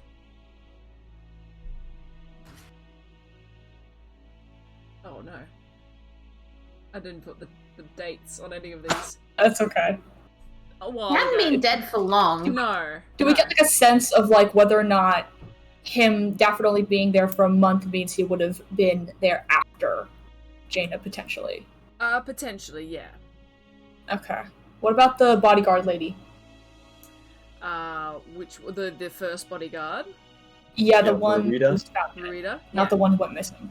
When you inspected the bodies, you determined that she died a few days after Jaina. Okay, so he might not have. I'll describe them to him anyway, just to Yeah. see. It's like, I mean, they sound like strong people, and that's the general gist of people they would bring in. Okay, yeah, cool. Did We're you gonna ever talk. have any issues big muscles. of like monsters breaking out? No, we were pretty good. Grisman, he knew they were an investment, so he'd always keep them pretty well cared for, and I never heard of anything escaping. Okay, you're less than your Hey. I'm just telling you what I know, alright? Yeah, Kubai, we're gonna go Yeah. find Valis now. Okay. You guys go to where you roughly know Valis would be, down in the dungeons. And you do find her, and she's kind of sitting at a desk just writing things, and she's got the notes of like Grisman's ledger in front of her, of where like you shared it with her and all the information from that. Yeah, so what would you like to say to Valos? Are we, is there anything else we're needed for in regards to this mystery? Well, I want to preface this by saying keeping him here is not strictly legal. We don't quite have the authority necessarily in the eyes of the city of Port Damali to keep someone here without their consent, but I answer to Pelor, so Yeah. it's probably not the best excuse, but I think this is more important at this point to get some information from this. This is concerning, and she touches the ledger. And she's like, I'm still trying to break it down. There appears to be in some kind of code that I can't quite figure out. I can read it, but it's they use wordplay, and different words mean different things, but I think I could probably spend some time figuring this out. Wait, did Hikari already try and read it? Yeah, so you did read it. You did manage to read what it said, but it's still coded language. So you get the sense that they're using fill-in words. Did I ever send it? I don't know if I sent it to you guys, what was exactly in it. I read it out to you. Yes. Did you want me to resend it to you? Something. Did something to Nico, didn't it? That was... No, So I there was was, just- a, there was a letter. I was just double checking she wasn't just describing. For the sake of it, I'll just post the things that are like kind of clearly written as they appear in the book, just for you guys, for your. There you go. And for the stream, I could reread it. So the things that were in the book in general were, just making sure I didn't actually have anything there that wasn't for you guys. No, it's all good. So it said deliveries 2 and 3 due to be complete within the next week. They'll make 12 rubies and 4 sapphires so far. Emerald still eludes us. Must seek a mage for more testing. We lost 1 ruby last week. We found when it found its way into Geralg's pit. Hieta will not be pleased, but it can be replaced with enough time. Rollo's body cannot be attained, currently in Sunfall Sanctuary Crypt. Agents reported the transport of it there and noted severe burn and scorch marks, indicating that the shadow of Pelor was undoubtedly involved again. Need an agent within the sanctuary to chase the shadow away for good. Bring up with recruiter. Apricots need a security detail. Drunken elf seen harassing the guards. Must ensure the warehouse remains locked down. A full list of names. Oh, and there was a full list of names of people that have been... Probably shouldn't have that there. Infected, essentially. But it's written in code. Yeah, there's a full list of names. Like, you recognize the names of the 5 people that you know to have suffered. What happened there? Something's gone funny with the screen. Oh, I accidentally clicked just on Maya, and so now Maya's the biggest face on the screen. There we go. It's fixed. Okay. So does that mean then that Rollo is Jaina? No, Rollo was the assassin. Oh, right. Got it. I'm sorry. I thought that was code, and I got all confused. Cool. So they're essentially saying the body of our assassin is now in a crypt. And the shadow of Pelor is definitely Valos. Yeah. I mean, that's... And you remember, you guys use Speak with Dead to speak to... Like, you guys remember this. You speak with Dead on the assassin. And they're the ones that gave up the names Vickers and... like gave you Right. Yeah. That was a while ago. That was a couple months ago. So I say to Valos, sorry. Oh, good. Do you think they put an agent within your sanctuary? She's like, that's... Like they said. That does concern me the most, and it is something I will be finding out very quickly. Probably not, but... Maybe it hasn't happened yet. Well, I'm just gonna give a sly look over towards Dafford, if he's still around. I didn't finish my sentence, but like, probably not, but what if it's Dafford? Maybe we should kick him out. No, he's we literally from there. Dafford didn't come down with you guys. Dafford got a very strong vibe from Geema not to follow. Correct. Okay. Correct vibe. So, but actually, though... You see Valos picks this up and she's like, look, that man seems to be a bit of an oaf, but just stay wary of them. If they work this closely within the organization. They just seemed really flimsy, like they'll just fold to whatever side. You know? It's fine. I'm overthinking it now. I mean, it's all well and good trying to figure out what all of this code means and where this leads, but I mean, if Grosman is connected and is dealing with the Myriad and beyond, I feel like our efforts will be fruitless. You know, this is a Hydra that cut one head off, sprouts 10 more. Indeed. It is something we have been trying to get a grasp on for many years, and I'm not certain Grosman is, as you say, the head of this beast. But perhaps I can still get some answers out of him. But... You need help? Look, I don't want to stress you with this. This is fine. You've had a day. I'm going to take some time to work on this. You're more than welcome to speak with him. This is, as you say, I recruited you to help with this, and I don't want to shove you out now. But I'm going to take some days with this book, and I'll speak to... the patriarch of the church and keep a low profile. We don't need the Zelezo coming looking for him. But from what I hear, you seemingly took care of most of the people in this establishment. Although I do worry about the people that saw you fight. Oh, God, yeah, there was a whole crowd. But that is something we can also take care of.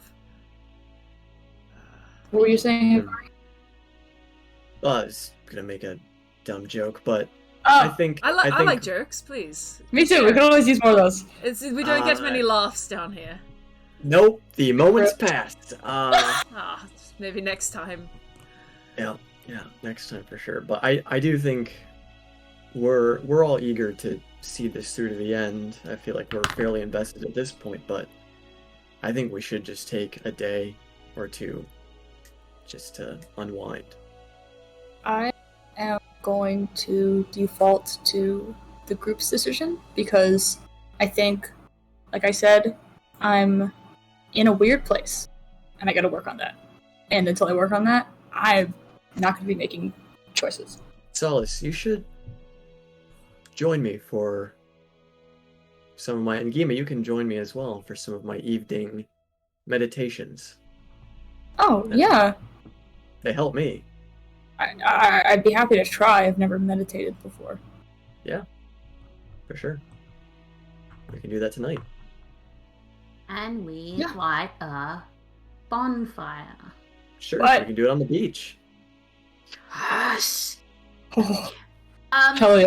I just, while we're kind of having this side conversation, I look back to Valos and I say, also, we might be called to some sort of big higher purpose around stopping the apocalypse across the a coastline. I had a dream, everything dried up and looked really bad, like there was a scourge across the land. Just throwing that in there, just putting that in the mix, so that when you're gathering information, does any of that ring a bell to you? Do you have any information on that? Sounds like a Currently- perfectly normal dream. Stop the apocalypse. You have It's a dreams great like that too? lesson. Every day. I It like just got that. real tense in here. Was that just me? It got real tense in here. It's why I fight so hard. To save this city and to save the people in this city.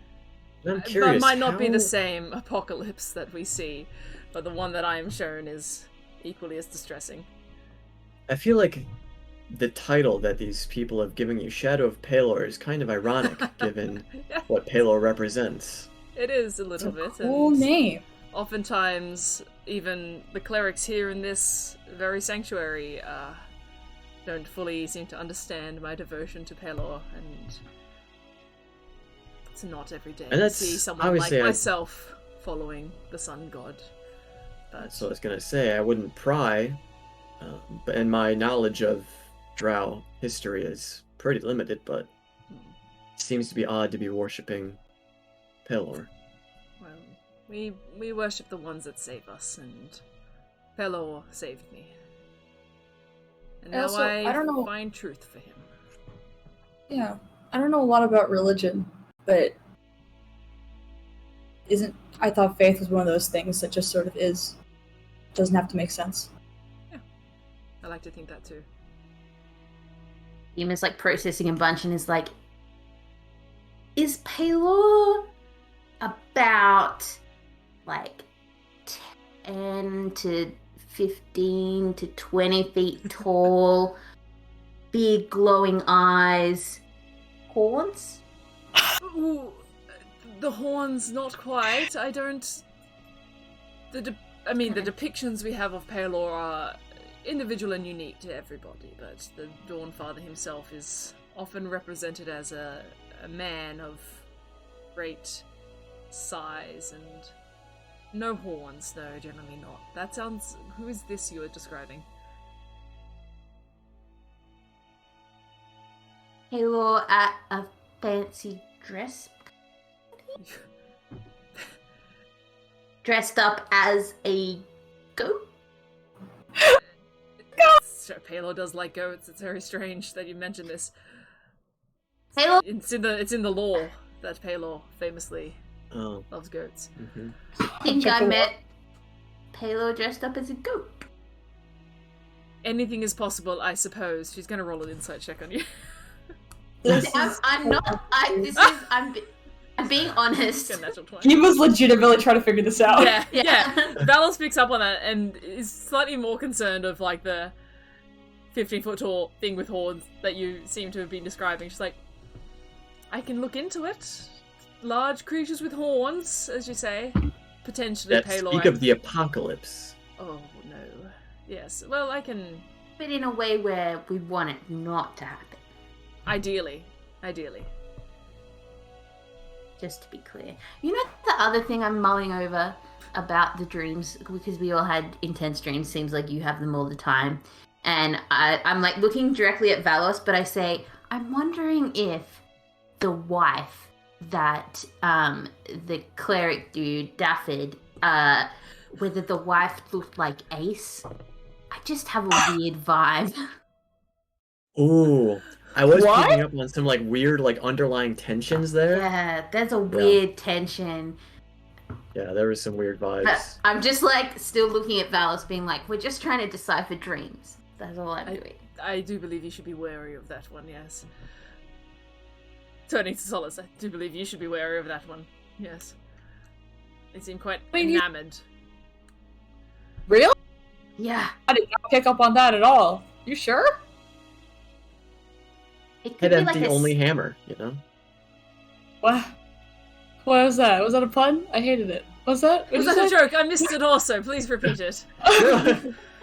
Was that not a pun? Moments pass. Hikari is One of these totally days. wasted on this group. Like, We don't get much humour around here. These ones don't really speak much, and she points like a row of like bodies under cloths. Like they don't speak much around here. Oh my god. I'll yeah, don't worry. I'm good. Try to sense his purpose, and if he is true as he says.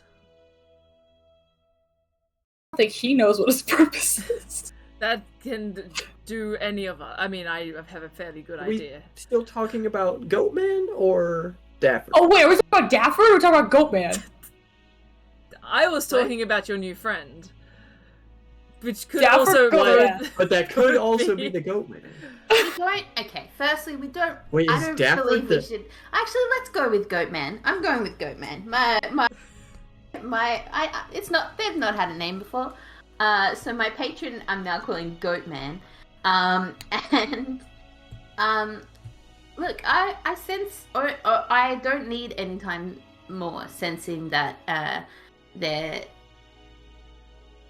intentions are good and pure, and only want Okay.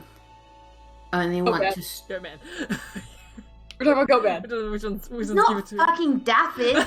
Daffod we need to, like, tie up and get away before he follows lovesick for you. Really? Think it's that bad? How did I not pick up on that? I'm in tune with these things, okay? Are really Listen. good at romance. I spent a lot of my life around sort of like tween to young adult unsupervised people, okay? And the relationships, I'm in tune, okay? I know what's happening, and even if he doesn't know yet, that dream with his subconscious being like, that's the one. And I personally just don't think that is possibly true, so we've got to get out of here. I think our main focus is getting away from Daffod before the cuffing occurs. Oh, I hate that so much. Yeah. Fine, he Gotta couldn't avoid the cuff you if he cuffing. tried. Good. That's the vibe.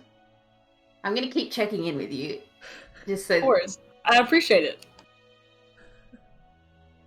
So should we go see like Oh. an enchanter about these items that we have? We have items?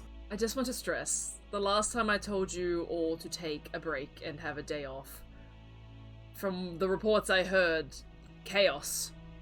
Just chaos. We didn't do that on purpose, though. We went to try to. A coincidence. It's almost A like coincidence. things just horrible. find you. These... I feel like we did do it on purpose, didn't we? Go to a No! fighting ring. No. No. The pet store. The pet store. The pet store. Oh, We I have our wasn't there. pets still at Yeah. home. I was talking to the goat man. It's only been 24 Oh, hours. we still have pets. Oh no. It's been 24 hours, then locked in a room. God, it's gonna be destroyed. There's gonna be poop everywhere. I bet one of them ate the other. This is terrible. We gotta Okay. go. Okay, so to be clear, we're gonna take a day, we're gonna work out what our direction is, and once we've worked that out amongst ourselves, we'll come back here, drop in with you, see if there's any more information, and then make a decision from there. Is that your suggested plan? But like an actual rest where we like, you know, it's easy. You know, just I believe enjoy the tonight city. at least. Keep a low bonfire profile, but on the enjoy the beach. city. This city, I feel like it's been a bad representation for you so far of what good this city has in it. No, you are absolutely not about to tell us that this city is quaint and lovely and... It's definitely not quaint. It is truly, though, the largest city on the Menagerie Coast. It is a capital for a reason. Meet some people. Well, no, don't meet people. That seems to be where it goes wrong for you. Try the food. Visit some stores away from creatures. No fighting pits, perhaps. Maybe just stay indoors, actually. Go to the library and... Oh, I've been there. Yeah. It's very nice. Hmm. Or was that in Tucson? That was into so. I can't remember. I know these things. Yes, you know. Yeah. Take a breath. Let's go have a day.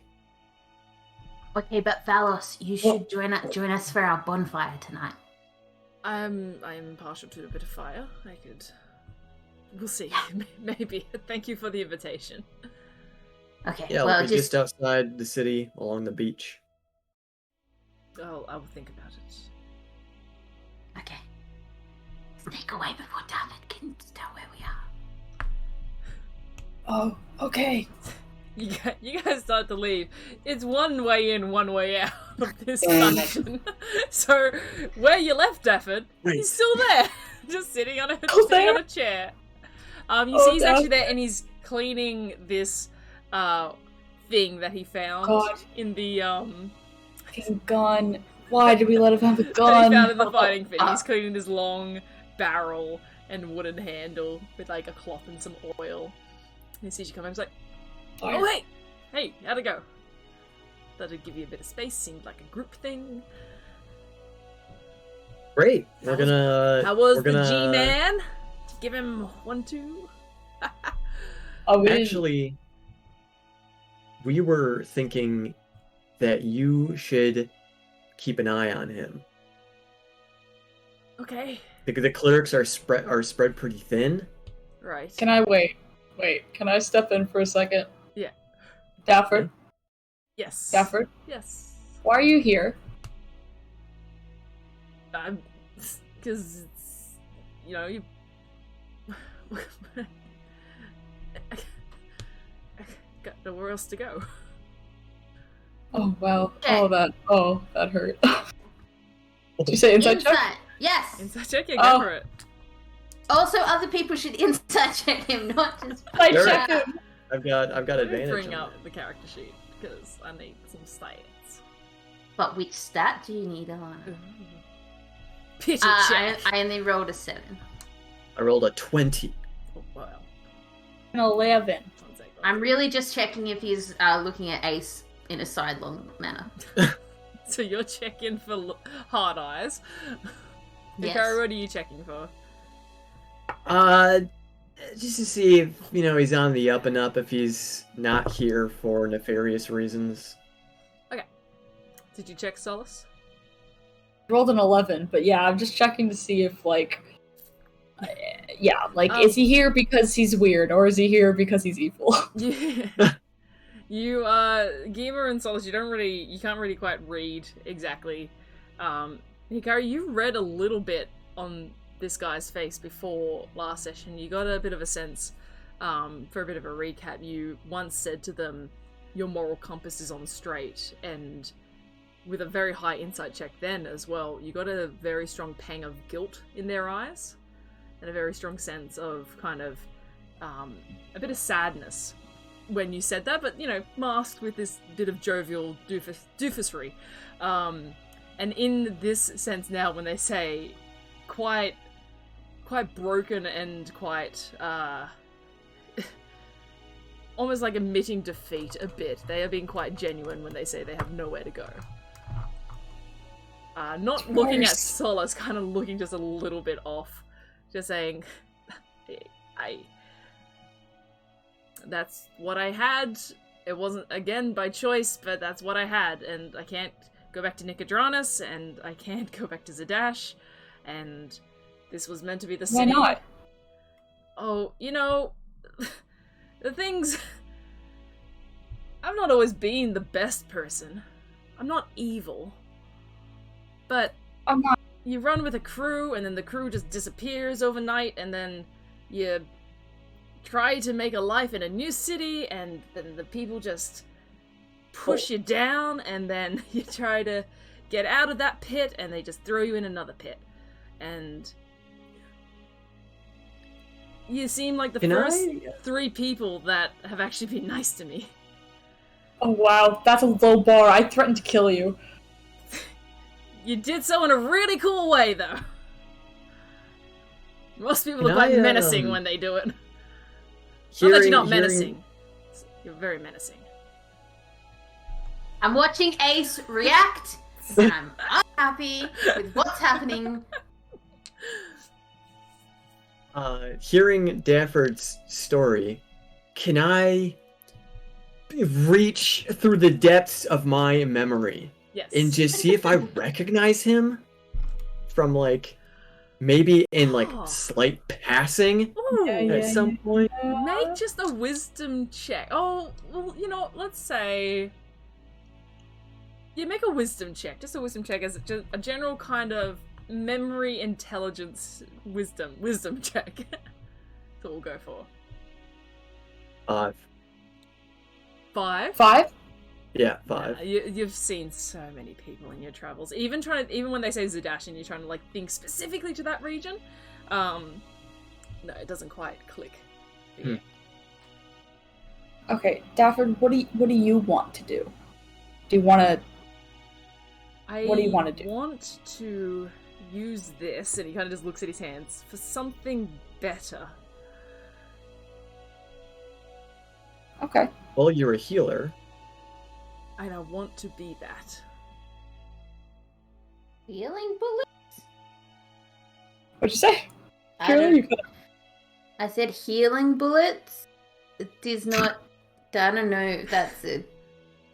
That'll take some research. I don't know what bullets are, but that sounds exciting. What's up, Have bro? you ever considered becoming a man of the cloth and taking a vow of celibacy here at this church right here? My matron does not require that of me, unlike some of these people, so I am... What'd you say, sorry? Oh, yeah, which power do you serve? Your matron, yeah. The queen herself, the Raven Queen. Oh. I don't know who that is. I don't know why I said oh like that. I don't know who You that would have some recollection of the Raven Oh, Queen. Some smaller aspects of your village, although it was primarily Wild Mother associated. There's definitely a heavy focus on the Raven Queen and her gift of passing on, essentially. Oh man, they share a religion. Alright. This is going terribly. And he kind of holds his hand onto his chest a bit when he says that. And there is a bit of a reverence, but it's very... he's kind of mocking other religions as he says it. Like, yeah, not like these other people. Okay, in a much more immediate literal sense, what do you want to do? Like right now. Keep a low profile and make some money. Okay. Okay. Well, we've got some stuff to do. Are you okay on your own? Oh, we have this. Do you like Face animals? crushes. It's a bit like in the Simpsons moment where it's like you can actually pause the moment his heart breaks into. Like, do you want to be on your own? It's like animals. I do generally like most animals, and I do want to apologize to you, Geema. I think, right, Geema? Yes. I feel like I was rude towards your rat earlier. It's the smaller ones. The smaller ones are not so The thing is, it's a sugar glider, which makes it a marsupial, which means it's not even a, Never heard of a marsupial? Sounds strange. Yeah, what's the rat family? Ratatouille? Is that what the rat family's called? Rats are rodents. Rats are rodents, This is a marsupial. They're both mammals, which is, by the way, what you are. You sound like a scientist. So it's closer to you. Wait, we're mammals? It's closer to you than like mine. dolphins. Well, actually, I don't know. How do The fuck is a dolphin? Wait, You've never hang seen on. a dolphin? Oh my No, god, I've got to what's show that? you dolphins. We got to go to the beach. I got to show you the dolphins. Seeing them Wait, like dive out of the wait. water at the sunset, the most beautiful thing you'll ever see. I look at Oh, Hikari. perfect. That's where we're wide-eyed. going. That's where we're going tonight, anyways. I tell you what, It'll be a lights group getting low. You see the date. dolphins just arc out of the water. And oh my goodness, I've never seen dolphins. Sorry, It'll I be very cut you off. picturesque and romantic. It'll be great. Sure, whatever, but like the dolphins are the coolest things ever. You ask me what I want. I want to be a dolphin. All right, that's straight up. Let's. You want to become one? That's stupid. I'm sorry. I'm excited. Where are we that's not going? Stupid.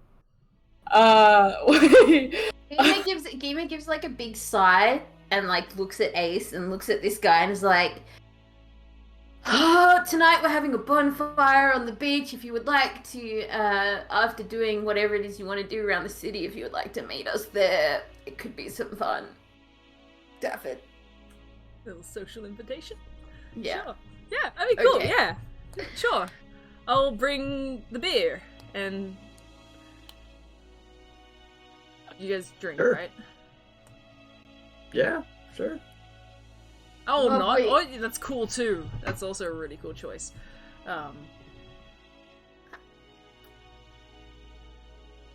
Yep.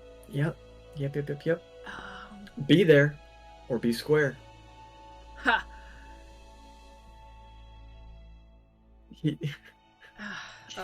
Okay, well, I guess I'll see you at the beach then tonight. Yeah, we have to run a bunch of errands and stuff. It's not Okay. going to be very fun. Okay.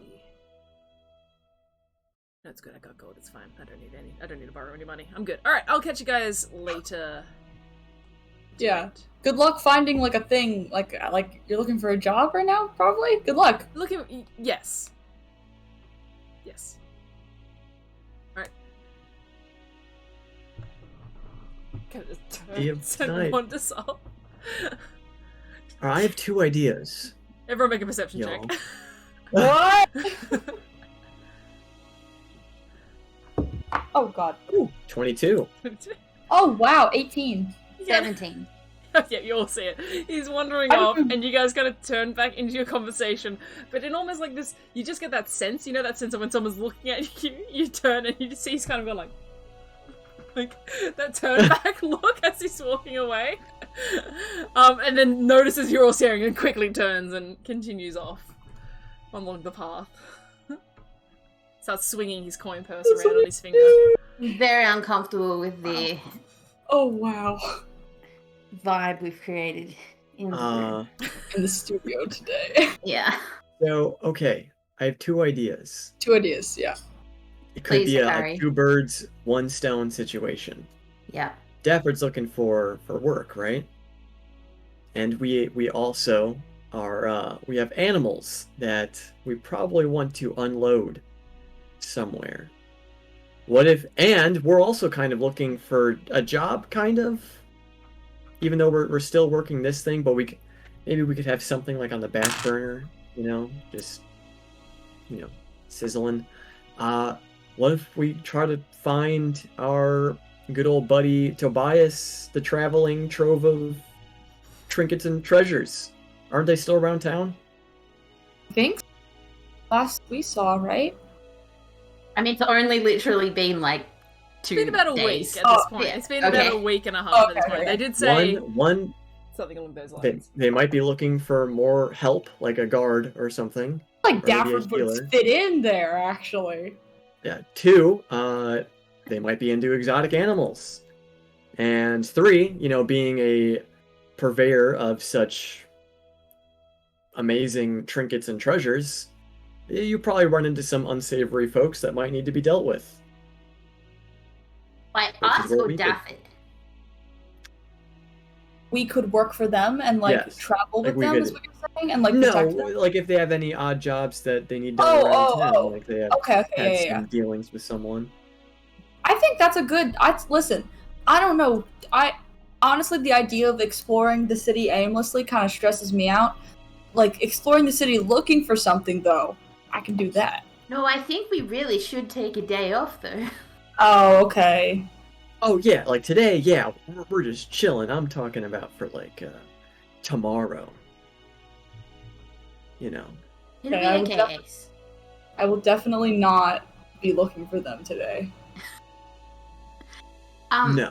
Do we need another job, or do we need to? No. I don't feel think so. like our last, besides coming back and talking to Velos, I feel our last arrow of direction was the letter that Ace sent to her family. Is that not an immediate? Am I wrong? Is that a later? Alana, if you could remind me of like the exact date. I think we had like a date that we sent them. was... It's out. It's like a ways out, and it's like a location, right? Yeah, I've Yeah, got it was written like down 3 somewhere. months from now. Yeah. Go to That's okay. Yeah. I don't need the details, but like it was a thing that is like there's not much we can do about it Meet right me now. here on right? this date. Yeah. Yeah. Yeah. Okay. That's the sense you got. 6 weeks from this date, at this, we are in now, landlocked lady. Oh, you sent a thing to them saying 6 weeks. From 6 weeks from now, meet me at the landlocked lady, and then I think you got a letter back saying. Oh, a letter back. You get a letter Or- back. It was sent yesterday. Wait, I've got Yesterday. Geema, you tried to send a letter and it didn't work. That might be what you're thinking of. Oh. No, you sent. Is it Jillian? Oh. Jillian? No. Let me bring up the notes.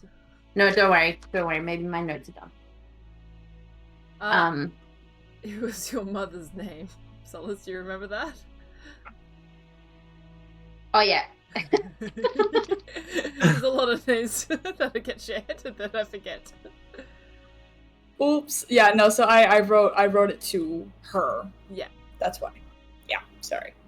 Yeah, that's right. Yeah. You whispered the name. That's right. Jeez. And then Geema wrote down Gillian. Yeah. Oh yeah, Like, because you said, "Where are you? Love you, please." Very sad. Good moment. And then it went. That sounded sarcastic, but that was No. I knew you were. I Okay. knew. okay. And then it went northwest towards the woods, towards Tusoa, but like not to Tusoa, just in that direction. So, I remember. We thought one thing we could do is send another letter and then like Try to follow it. try and follow it, because it doesn't go very fast. It goes like 60. It goes. It just doesn't stop, Yeah. but it goes like 60 kilometers or something. But it goes in a straight line, so we thought we could use it as like a direction and just like follow it. But we could just wait around here for 6 It weeks. has a flying speed of 60, so you guys would essentially be dashing non-stop to keep up with it. Yeah, we would probably take like exhaustion. And I only have a couple of them, too. Yeah. Okay. So You have I will 7 say left at this point, I think. Is that right? You got 7? about Okay. 7. you You got 10. You used one for your mother. Geema borrowed one, and then you sent one to Valos while you were in the pit. Yes. Yes, you're right. Okay. I will say that as much as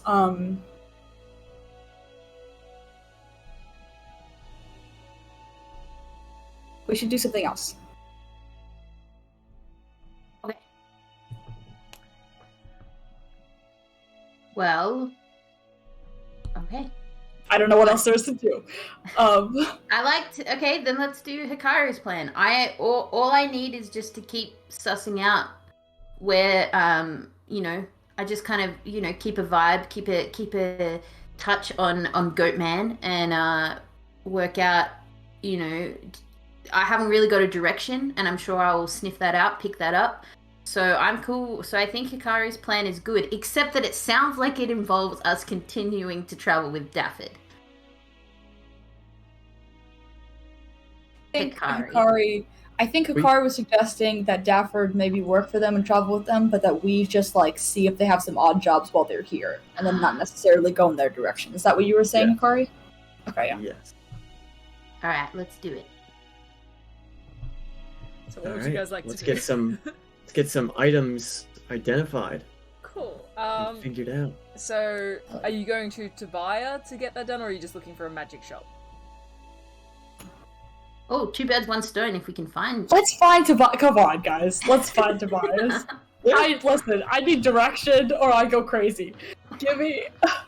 I wandered for like 3 months, and now I need immediate direction. Sure, It'll be I can nice try to see a familiar face. Lead us through the city of Port Damali. Yeah, go ahead. Find- Make a... I'll say survival. Survival check, because the city needs survival checks. Could I have advantage because I'm a hoodlum No. that knows the streets? No, you can't. You don't get hoodlum advantage. 18. 18's pretty good. Yeah, so you wander through you wander through the streets for a little while. Sorry, was I not rolling? Oh, who's rolling? We're not all rolling. Oh, I rolled also. Yeah, go for it. I got a 14. You got a 14? Okay. A little less as good as Hikari. You wander your way through the streets for a bit. You're leaving the Crescents, which is the section of the city where the Sunfall Sanctuary is, and you make your way kind of through the Gilded Esplanade, and you're trying to piece together a little bit of what you already know about Tobiah, where they might find themselves in the city. And you know that the Crescents is, mainly residential and quite nice. The Gilded Esplanade, is very resplendent shops and quite upper crust. So you kind of lead your attention a bit more into the Beaded Alley, which is the more hodgepodge put together market area of Port Damali. And probably after about, I'd say, it takes you about 2 hours, because it's a large city and you don't fully know your way around. Eventually you do start stumbling upon a larger space where you see a lot of these kind of vardos, like these caravans that have been parked and, stored in these parts of the cities, and one does stand out to you, this red wood and golden gilded caravan that you have seen twice before now appears to be parked. You see a little bit of smoke coming up from one of the chimneys at the back of it. And yeah. Can I quickly suggest a retcon, just really quick, just because I forgot what we said. Should we have, before we left the sanctuary, should we have told Daffod to go to our rooms at the inn and get the pets and find this Vardo, or will we do that later? I kind of like the idea of Dabbert having to gather the animals. I do like that. So I'm cool with that record. You can say that you asked Stafford to go to this room and collect your animals. Well, I'm like, we'd pay him, like it was a job. We'd pay him. Okay. Yeah. He's down. Yeah. Do you tell him to do anything with the animals, or just find this Vardo? Okay. Right. Okay. Cool. So you guys have stumbled now upon Tobiah's traveling trove of trinkets and treasures. It's kind of like coming home. Yeah, the first time we saw this thing is the first time we all met. Look at that dragon egg. The friggin' dragon egg. Well, fake dragon egg. Is it like open? No, and it's like, not currently set up. They don't look like they're currently trading. I just walk over and knock. Yeah, you knock on the door and you hear like a lot of shuffling inside of things kind of getting moved around and some plates kind of falling and clattering to the ground. Before this little kind of slit in the top of the door just slides across, and you just see some eyes peering out. She's like, "Hello." I smile with all my teeth. Oh, hello. Do turtles have teeth? We have discussed this before, and we've said yes. We did. I'm sorry. Okay, then never mind. Just go. No, it was a big point of contention at one point. Look, they also live for like literally the longest of all land animals. D&D, Wizards of the Coast, making me the shortest lived thing ever. But, you know, I'm not bitter about it. Turtles don't live very long. I don't like that. But you see some eyes appear through the door, and they're like, hello? Oh, hello. And you see it shuts again, and the door swings open, and you see standing there is June, the assistant of Tobias traveling to Revenge because of Treasures. And she's wearing slightly more casual gear. You've seen her before in her spruiker gear and her traveling clothes, and here she's just wearing like a very simple top and a long kind of skirt. And she's just like, peculiar fates draw you here. We're just writing you a letter. Cool. June, can I give you a hug? Sure. Yes. She leans in, having met you many a times before, seeing you lick some dragon eggs before. She leans in and she gives you a hug. Yeah, I You gotta be used to us by now, right? Yeah, Like, she's getting there. 2 encounters, you get like acclimated. Yeah. She's like, this is good. What brings you here? You're seeking work, yes? How did you know that? We told you to come find us if you're seeking work. Yep. Holy shit, they did. I forgot. That's what I was remembering. What's crazy is, June, I totally forgot that. But then when we needed work, I felt like I should come see you. And I think it's kismet, you know? Indeed, yes, truly. This is wonderful. It's great to see you. You look fantastic, enjoying the city, I can see. Nope. Hoping it's been well to you. Nope. Nope, it really Nope. is. Which is a bit of a shithole. So nice to hear somebody say that. We do generally prefer the smaller towns. This one is, a bit... Toby finds it a little bit claustrophobic sometimes. Feel about exotic animals. Yeah, we did come here on business. Well, can we You go know, for some exotic animals. She got... One second. She kind of steps out of the Vado and closes the door. And she's like, we generally don't deal with live animals. If it is prepared and stuffed, we might be able to sell it. I cannot mentally handle that, no. That's fine. I heard there was an exotic animal dealer in the city, though, somewhere. There was. Past tense. Ah. Well. I don't like it in this city. I can sense something has happened, but I won't pry. What can I help you with? We can get to business later. How have you been?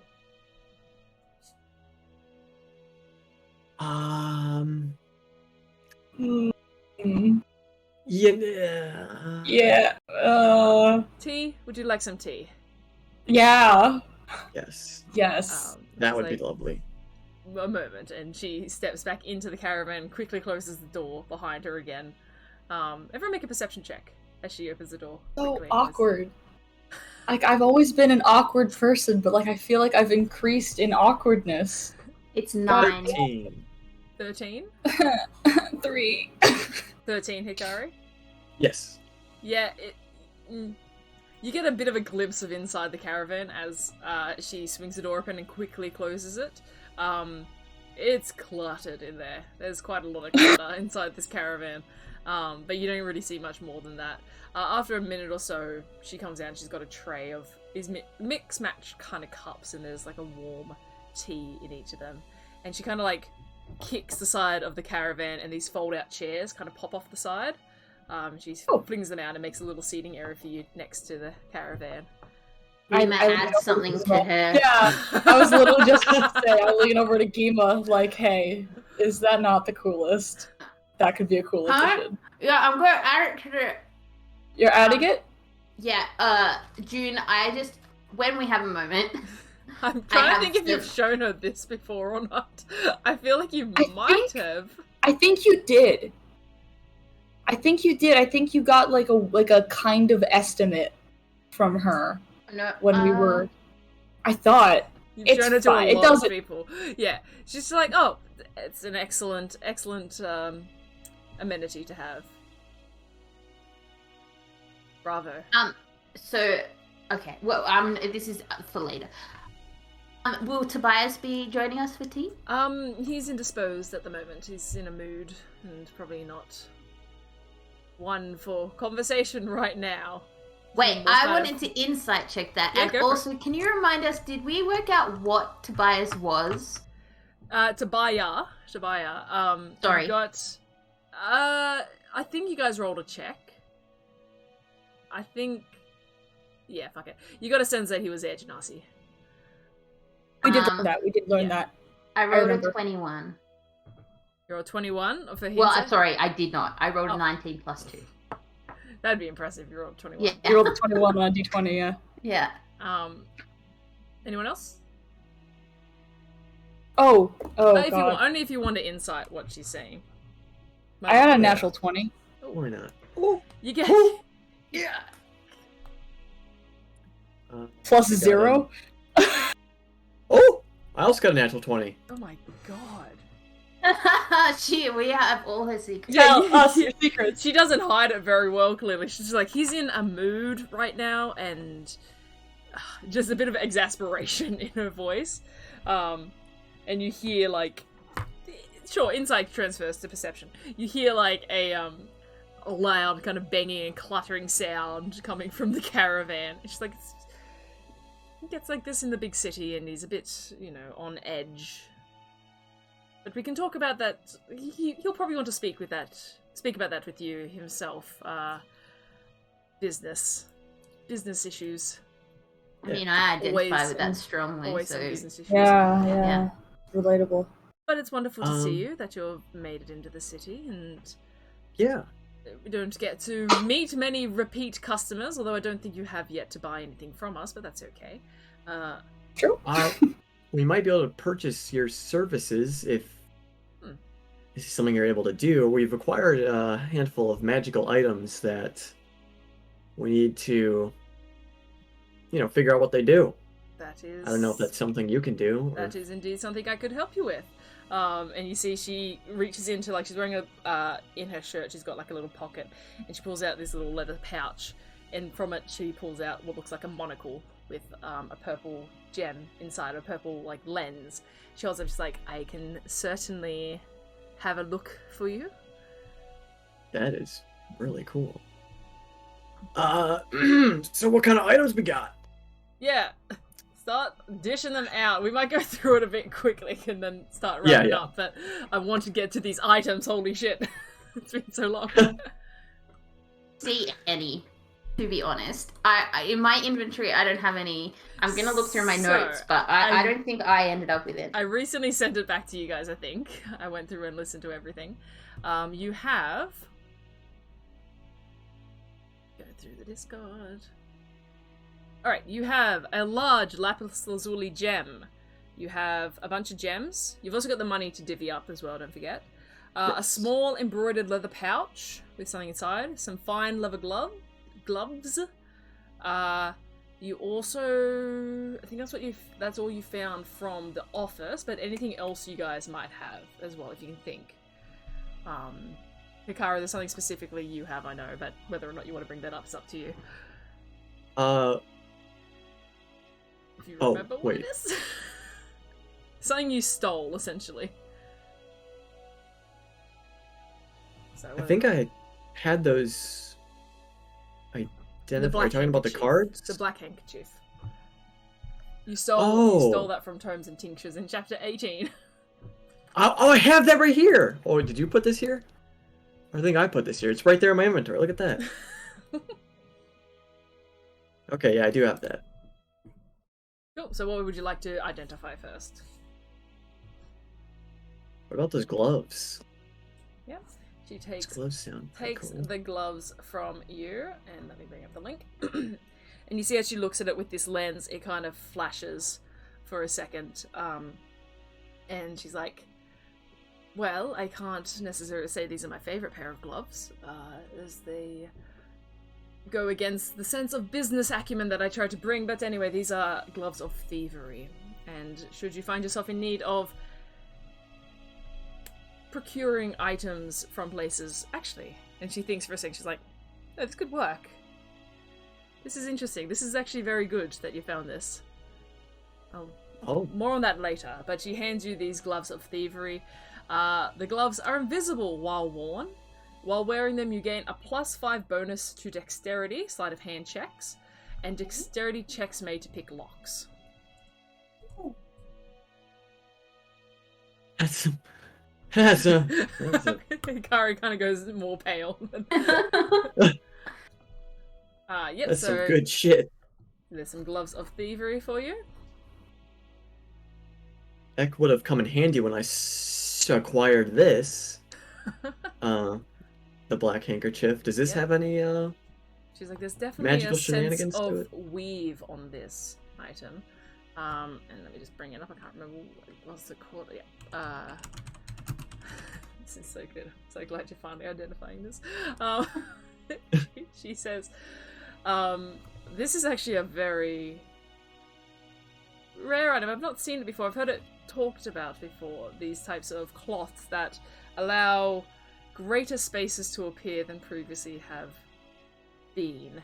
She goes, this is a portable hole. So, it is essentially a black handkerchief that unfolds into a 6-foot diameter circle. And it makes almost like an acme hole. Like, not so much an acme hole that you can walk through, but it's a storage hole. So, it creates an extra dimensional hole 10 feet deep. The cylindrical space within the hole exists on a different plane, so it can't be used to create open passages. Any creature inside an open portable hole can exit the hole by climbing out of it. You use an action to open it and close it. I'll send you all the information, but it's essentially a bag of holding that you can walk into. Immediately, a like, walk-in grab closet? it. I Yes. immediately grab it off June and put it on the ground and then jump it- in. Yeah, you see, like, it's almost that... Ace jumps after her. It's that Vanta black, like, it's that Yeah, super yeah. black that just absorbs light. You lay it out, and there's almost like a slight shift, and then just Geema disappears in this hole. And then Solace jump in. really disappears after her. And you guys fall probably about... It's only 10 foot deep, so you... make a I fall dexterity... wild. I'll say both of you make a dexterity saving throw for me as you jump 10 feet down a Oh, hole. natural one. Oh, 16. 16. Geema, you take 3 points of falling damage as you kind of land on a barrel that's in this hole. You wind yourself a bit. Solace, you land quite fine. But Hikari, as you kind of peek in, you see there's a hole, and you see Geema and Solace in this pit in the ground. I'm like patting Geema on the back, Yeah. like, you okay? There's a couple You alright? barrels and a crate kind of stored there. Check inside the stuff. I smack the crate to try and get the lid off. Yeah, it opens. It's just a regular barrel. You see you see what looks to be things like some tea, some coffee. You see some general supplies, things like that. You do find a little bit of how would you say, like rotten food, like food that maybe like is a bit past its prime. Make a perception. Throwing the rotten food Make an out. investigation check. Hey, Solace. Hi. I'm throwing rotten fruit towards you. Check underneath all that garbage. I fucking kick the barrel, but first I'll make an investigation check. Shit! Investigation? 10. I mean, it's not hard to find. You like push the barrels aside, you kick it, and one of them splinters. But kind of in the corner, I guess you could say, of this circle, that makes sense. You see some smaller barrels, probably about 5 of these smaller barrels, quite nicely decorated barrels with a cork I don't on kick top, those. and what appears to be a tap sticking at the front of it. Yeah, I don't kick those. I learned my lesson from the broken barrel. Yeah. And I'm like, there's a fancy ones over here. And I continue throwing the rotten fruit out of the hole. Yeah. Hikari, you start to notice some people are looking a little bit in the direction of fruit apparating out of the ground. Yeah. Good day. She's like, Maybe they're stop. always looking. Stop. They're always looking. What? People are looking, staring at. There's like food flying out of nowhere from our Oh. perspective. Not bad. Cool. No, it's all good. Is there any drugs hidden in there? What? I make a perception check for drugs? Looking for drugs. Make a investigation check Well, for drugs. Hikari's like, D&D. why would D&D. someone, like, what would be something that someone would hide in, like, a pocket dimension amongst, like, a bunch Perception of or rotten investigation? food stuff? Investigation. Also, what's an important component of a really good bonfire night? Drugs. I'm Ace is confused. A 16. I got a 16. You do not find any drugs. Just the Oh. food I don't- and these no drugs. barrels. Very nice barrels. Like some old Can clothes, I, like- maybe like some cloth and that sort of thing. But Hell yeah, I grabbed that. Can I, like, kind of turn the spigot on Yeah. the little thing just to see what comes out? Just, like, a little bit? yeah, a bit of liquid comes out. It kind of froths a little bit as it hits the So- ground bubbles and then That's- disappears. Although it kind of, I guess, would That's- stay because this is not necessarily a ground floor here. It just like. Can I, like, sits. sniff it? Yeah, it smells like beer. Cool. I say there's Hey, beer. beer for our bonfire. Oh yeah. Hell yeah. Okay, cool. I like it in here. I have a question. Hey, June. This is my hole. It was made for me. It's like a cat. Hey, June. Yes, like What hap- leans over. Yeah. Hi. Yeah. What happens if they close the hole while one of us is inside? I imagine you would eventually suffocate. Shit. All right. You could test it. Good to know. Let's test it. The history I've had with these types of dimensional baggage. Ha! Don't we all have that? But the history I have is that there is an extended amount of time that you can survive within these spaces before eventually you run out of oxygen. Pick up the hole. Okay. Hikari folds it up. Your vision goes blank. Geema and Solace, like there is no light source in here. You reach out, Solace, and you find Geema. Like looking for game. Yeah, and I it's go- just dark. I go, Solace, listen to me very carefully. Hikari, you're holding just Jesus a Christ. piece of cloth in your Yeah. hand. We don't have much time. Oh my Have god. you All ever right. heard of narrative causality? What? No. What is Okay. that? Those are two Essentially, big words. in any story, in any fable, in any fairy tale, there's this idea that once you start in a story, you can't get out of it. I'm very worried that you and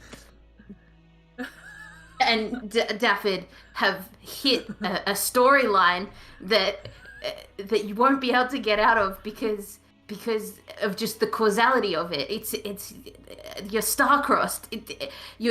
He's found you in his lowest moment. What do you? Just be wary. Appreciate you so heavily. I do. I really Yeah. do. But I cannot stress enough that this is not a problem. I don't have any interest in most romance, let alone Dafford. Why'd you wait till we were in a cosmic hole to tell me this? I don't know. It felt right. Okay.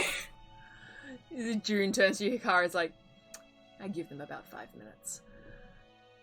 Yeah. I'm like breathing really heavily to try and use up oxygen. Oh, it's a we're doing an experiment. I forgot. How I long? think they probably had enough. I create a bonfire to burn more oxygen in here. Hikari, how long do you wait before you put the? I wait like another 30 seconds. Okay. I don't wait long. Fucking Okay. passed out. Are we getting dizzy? It's you're getting dizzy just from the smoke because it like lifts up and then just starts filling the space. So Oh, God. Hikari Oh. throws the fabric out and just like A this bunch of puff smoke. of smoke, almost like a What the heck backdraft. did you guys do? They found the drugs. Blaze it up in there without me? Incredible hotbox potential. No, time out.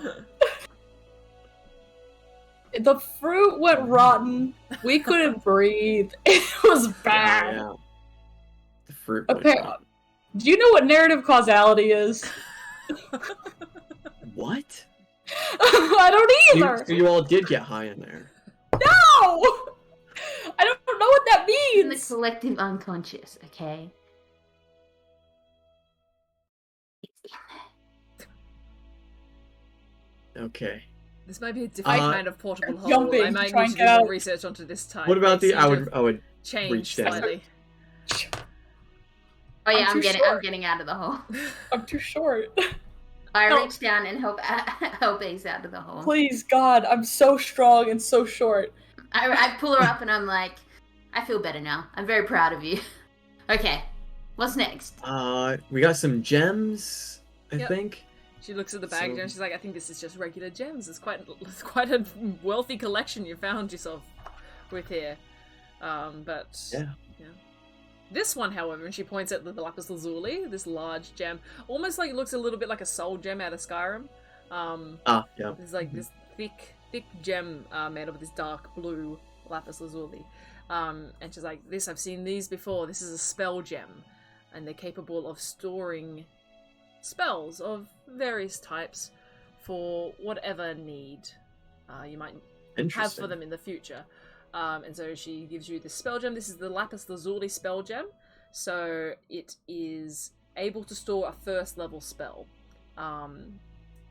which you can imbue it into the gem. So you can spend a spell slot, save it in the gem, and then use it at a later time. So it's like a spell slot, essentially. Question. That's pretty cool. And she's like, oh, and it appears to be in use currently. Oh, It's like there Do you know is what something spells in it? imbued within it. can you Like, tell what where it did is? we get this from? Do we remember where we found this? Brisbane's office. Oh, yuck. Can someone who didn't can like a non-spellcaster use it? Like, if a spell's in it and I take it, can I go like? So it needs to be attuned by a spellcaster. Oh, that's Shite. sorry. That's for someone wanting to imbue it with the gem. Oh, When holding the gem, you can cast a spell as an action. No. do magic. I'll double check, but I think it should be okay. If the spell is on a higher level than you normally cast, you must Pretty be able to. I think you need to be able to cast spells in the first place. Son of gun. Yeah. Son of bitch. Okay, that's fine. But she's like, yeah, there is a spell attached to it. It is a spell that would allow some invisible help should you need it. It's essentially the Unseen Servant spell is attached to this gem currently. What else do we have? Wait, should we Embroidered pouch. Oh, yeah. Yes. let off the spell? It's probably fine. We can, but maybe we'll use it later. Okay. Might be some use. Just bringing up this next one because I changed it slightly. So you hand her the embroidered pouch. Oh, yeah, there's something inside and we never opened it. Yeah, she opens up the Safe pouch to and open? she's like, Okay. that's quite funny actually. And she pulls out What is it? almost an identical monocle to what she's currently wearing. Oh, son of a god. Okay. And she looks at it, she's like, although it does actually appear to be a little bit nicer than mine. Don't suppose you'd be willing to part with this. What does it do? This is, if its name is to be believed, a monocle of arrant intelligence. That's words. You can't just say words and expect me to know what It's a words very mean. smart monocle. So it's a brass-framed monocle. It features a purple crystal lens. This lens grants you a +2 in intelligence when worn, but due to its terribly outdated appearance and gaudy design, it reduces your charisma score by 2. While wearing this monocle, you have advantage on intelligence checks, mainly Arcana, made to reveal information about a creature and object you can see. In addition, you can cast the Identify spell using these goggles 1d4 + 1 times a day. You may roll at the beginning of each day to see how many uses it has procured. Guys, And the uses Guys. reset each day, so you can guys, kind of re-roll them. my charisma's 9. I should get the monocle and just get like have a -3 charisma and also be really smart. I'm just fucking around. But also, that was all of the things that we had, I believe. And okay, do we want to divvy them up right now, or You can take some time to decide if you guys like. Okay. Cool. She's like, nothing else then. Do we have that? Do you remember we got that stick off that bird that I did not The bird trust? took it. Oh, the bird took the stick? Yeah, that was the deal. The deal was the bird wanted its stick back. And it flew off. Did not trust that bird. I don't think we Wonder where that bird is acquired now. anything else. Don't trust the birds. Oh, Like, there was literally hate birds. What was that, like, big thing that Dafford found? It looked like a staff, but I think he called it something else. Who's I think one of Daffod? us... Oh, Daffod, you will get to... Oh, you will get to meet Daffod. Daffod. Interesting. Curiosity, and we can touch on this later if you want. You mentioned you were writing us a letter. Yes, What were you writing us a letter about? Toby had asked me to reach out to those brave adventurers we had met along the road. That's and I was us. about to send it. You see, she has like this partially folded paper bird in her hand, and she's like, "I was beginning to transcribe this, but I can save this now." She starts creasing it out. But yes, no, it's something that we have found ourselves in need of. Some more muscle, I suppose you could say. And it's at this point you hear the banging and the clattering get louder in the caravan behind you, and these disgruntled kind of shouts and growls before finally the door slams open in a very similar fashion to how you've seen this character enter before. You see this tall, light blue skinned, hair flowing Genasi step out with a fry pan in one hand, an apron, and a small little hat on, going, "The eggs are fucking rotten again, June! I cannot abide by this!" And he turns and sees you, like, "Oh, are you here for the heist?" The heist? And that's where we're going to end our session. Oh, the heist? Oh, thank you so much, Alana. Ooh, Oh, goodness, that was a lot of fun. I love D&D. Heist? I want to do a Oh heist for a my weird Genasi man God. with an apron and rotten eggs. Yeah, I love these characters so much. I'm so glad we decided to bother them Oh like my several God. times. Wild. I'm so glad you remembered that, Nico, but literally, like, you were Yeah. going to get a paper bird this That is session so funny. if you had, like, kind of... Well, it's like, I remember, like, in the back of my mind that they did say that if we were looking for a job to see them. I just forgotten. Yeah. Oh my god, that was so much fun. Thank you guys. Oh, You are more Need than to welcome. Those items before... Yeah, we so let's forget just that we have let's them just again? quickly do it. Who would like... Crazy question, I know. Who would like the gloves of thievery? Who could I they potentially would be good for? be partial to those, but I do have. That would be my fourth You know what's magic really item. cool? They don't need a tune. So they You do. kidding? They don't. They don't. Oh, they don't. Oh, wow. That is so OP. They're pretty good. That's So okay. You can take them. We're not really trying to balance it out. We're just trying to make sure somebody has them in Oh, their okay. inventory so that Yeah, we remember and they exist. The portable holder Yeah, and that also- Hikari is holding on to, but again, that's not an attunement item. Okay. The spell gem is if you want to put a spell into it. I will just double check that to see if anyone can use it, but spell gem is there for the taking. Ace is really just fucking around. But the monocle of arrant intelligence is also up for grabs. Okay. I'll take the spell gem just because it's a rock, Yeah. and then we Pretty good. can like divvy it out. Like who actually should have it because of smartness later. Question. Yes. Sorry, I have a question for Hikari. Hikari, what's your charisma? an 8. Fuck. Okay, so I'm just thinking that Geema's kind of our face. Geema's the only one of us who has like high charisma. Charisma's So her I don't spellcasting think- ability as well. Yeah. So I don't. Yes. So Geema shouldn't have the monocle because using it would be like a big. It's not necessarily something we need to wear all the time. It's just No, whenever it's we get not. up. I will say, I think Ace kind of wants it. Like not for any good reason. Sure. Is it if that's partly okay. because you see June wearing the same one? And A little bit, yes. You see, hers is not gaudy. Hers does not seem to be affecting her charisma. But Well, Ace thinks this one is fashionable. yeah, like So Nice. she's wearing Yeah. like a fur cape, guys. yeah, Okay, cool. And, If everyone's cool with that, I will take the monocle.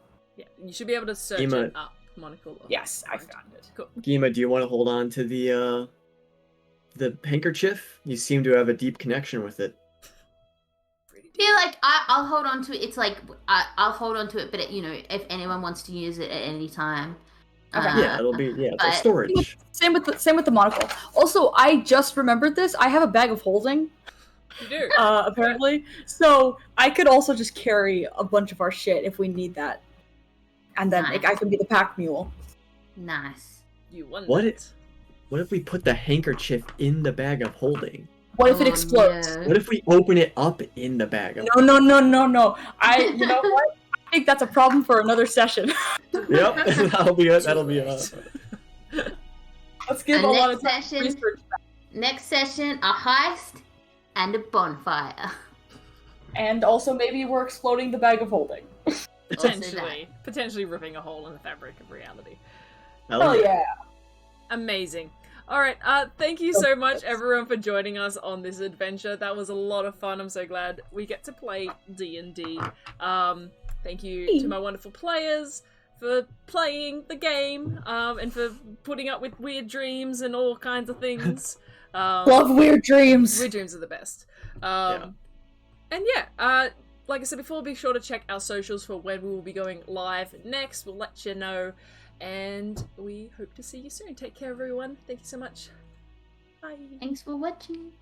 Bye.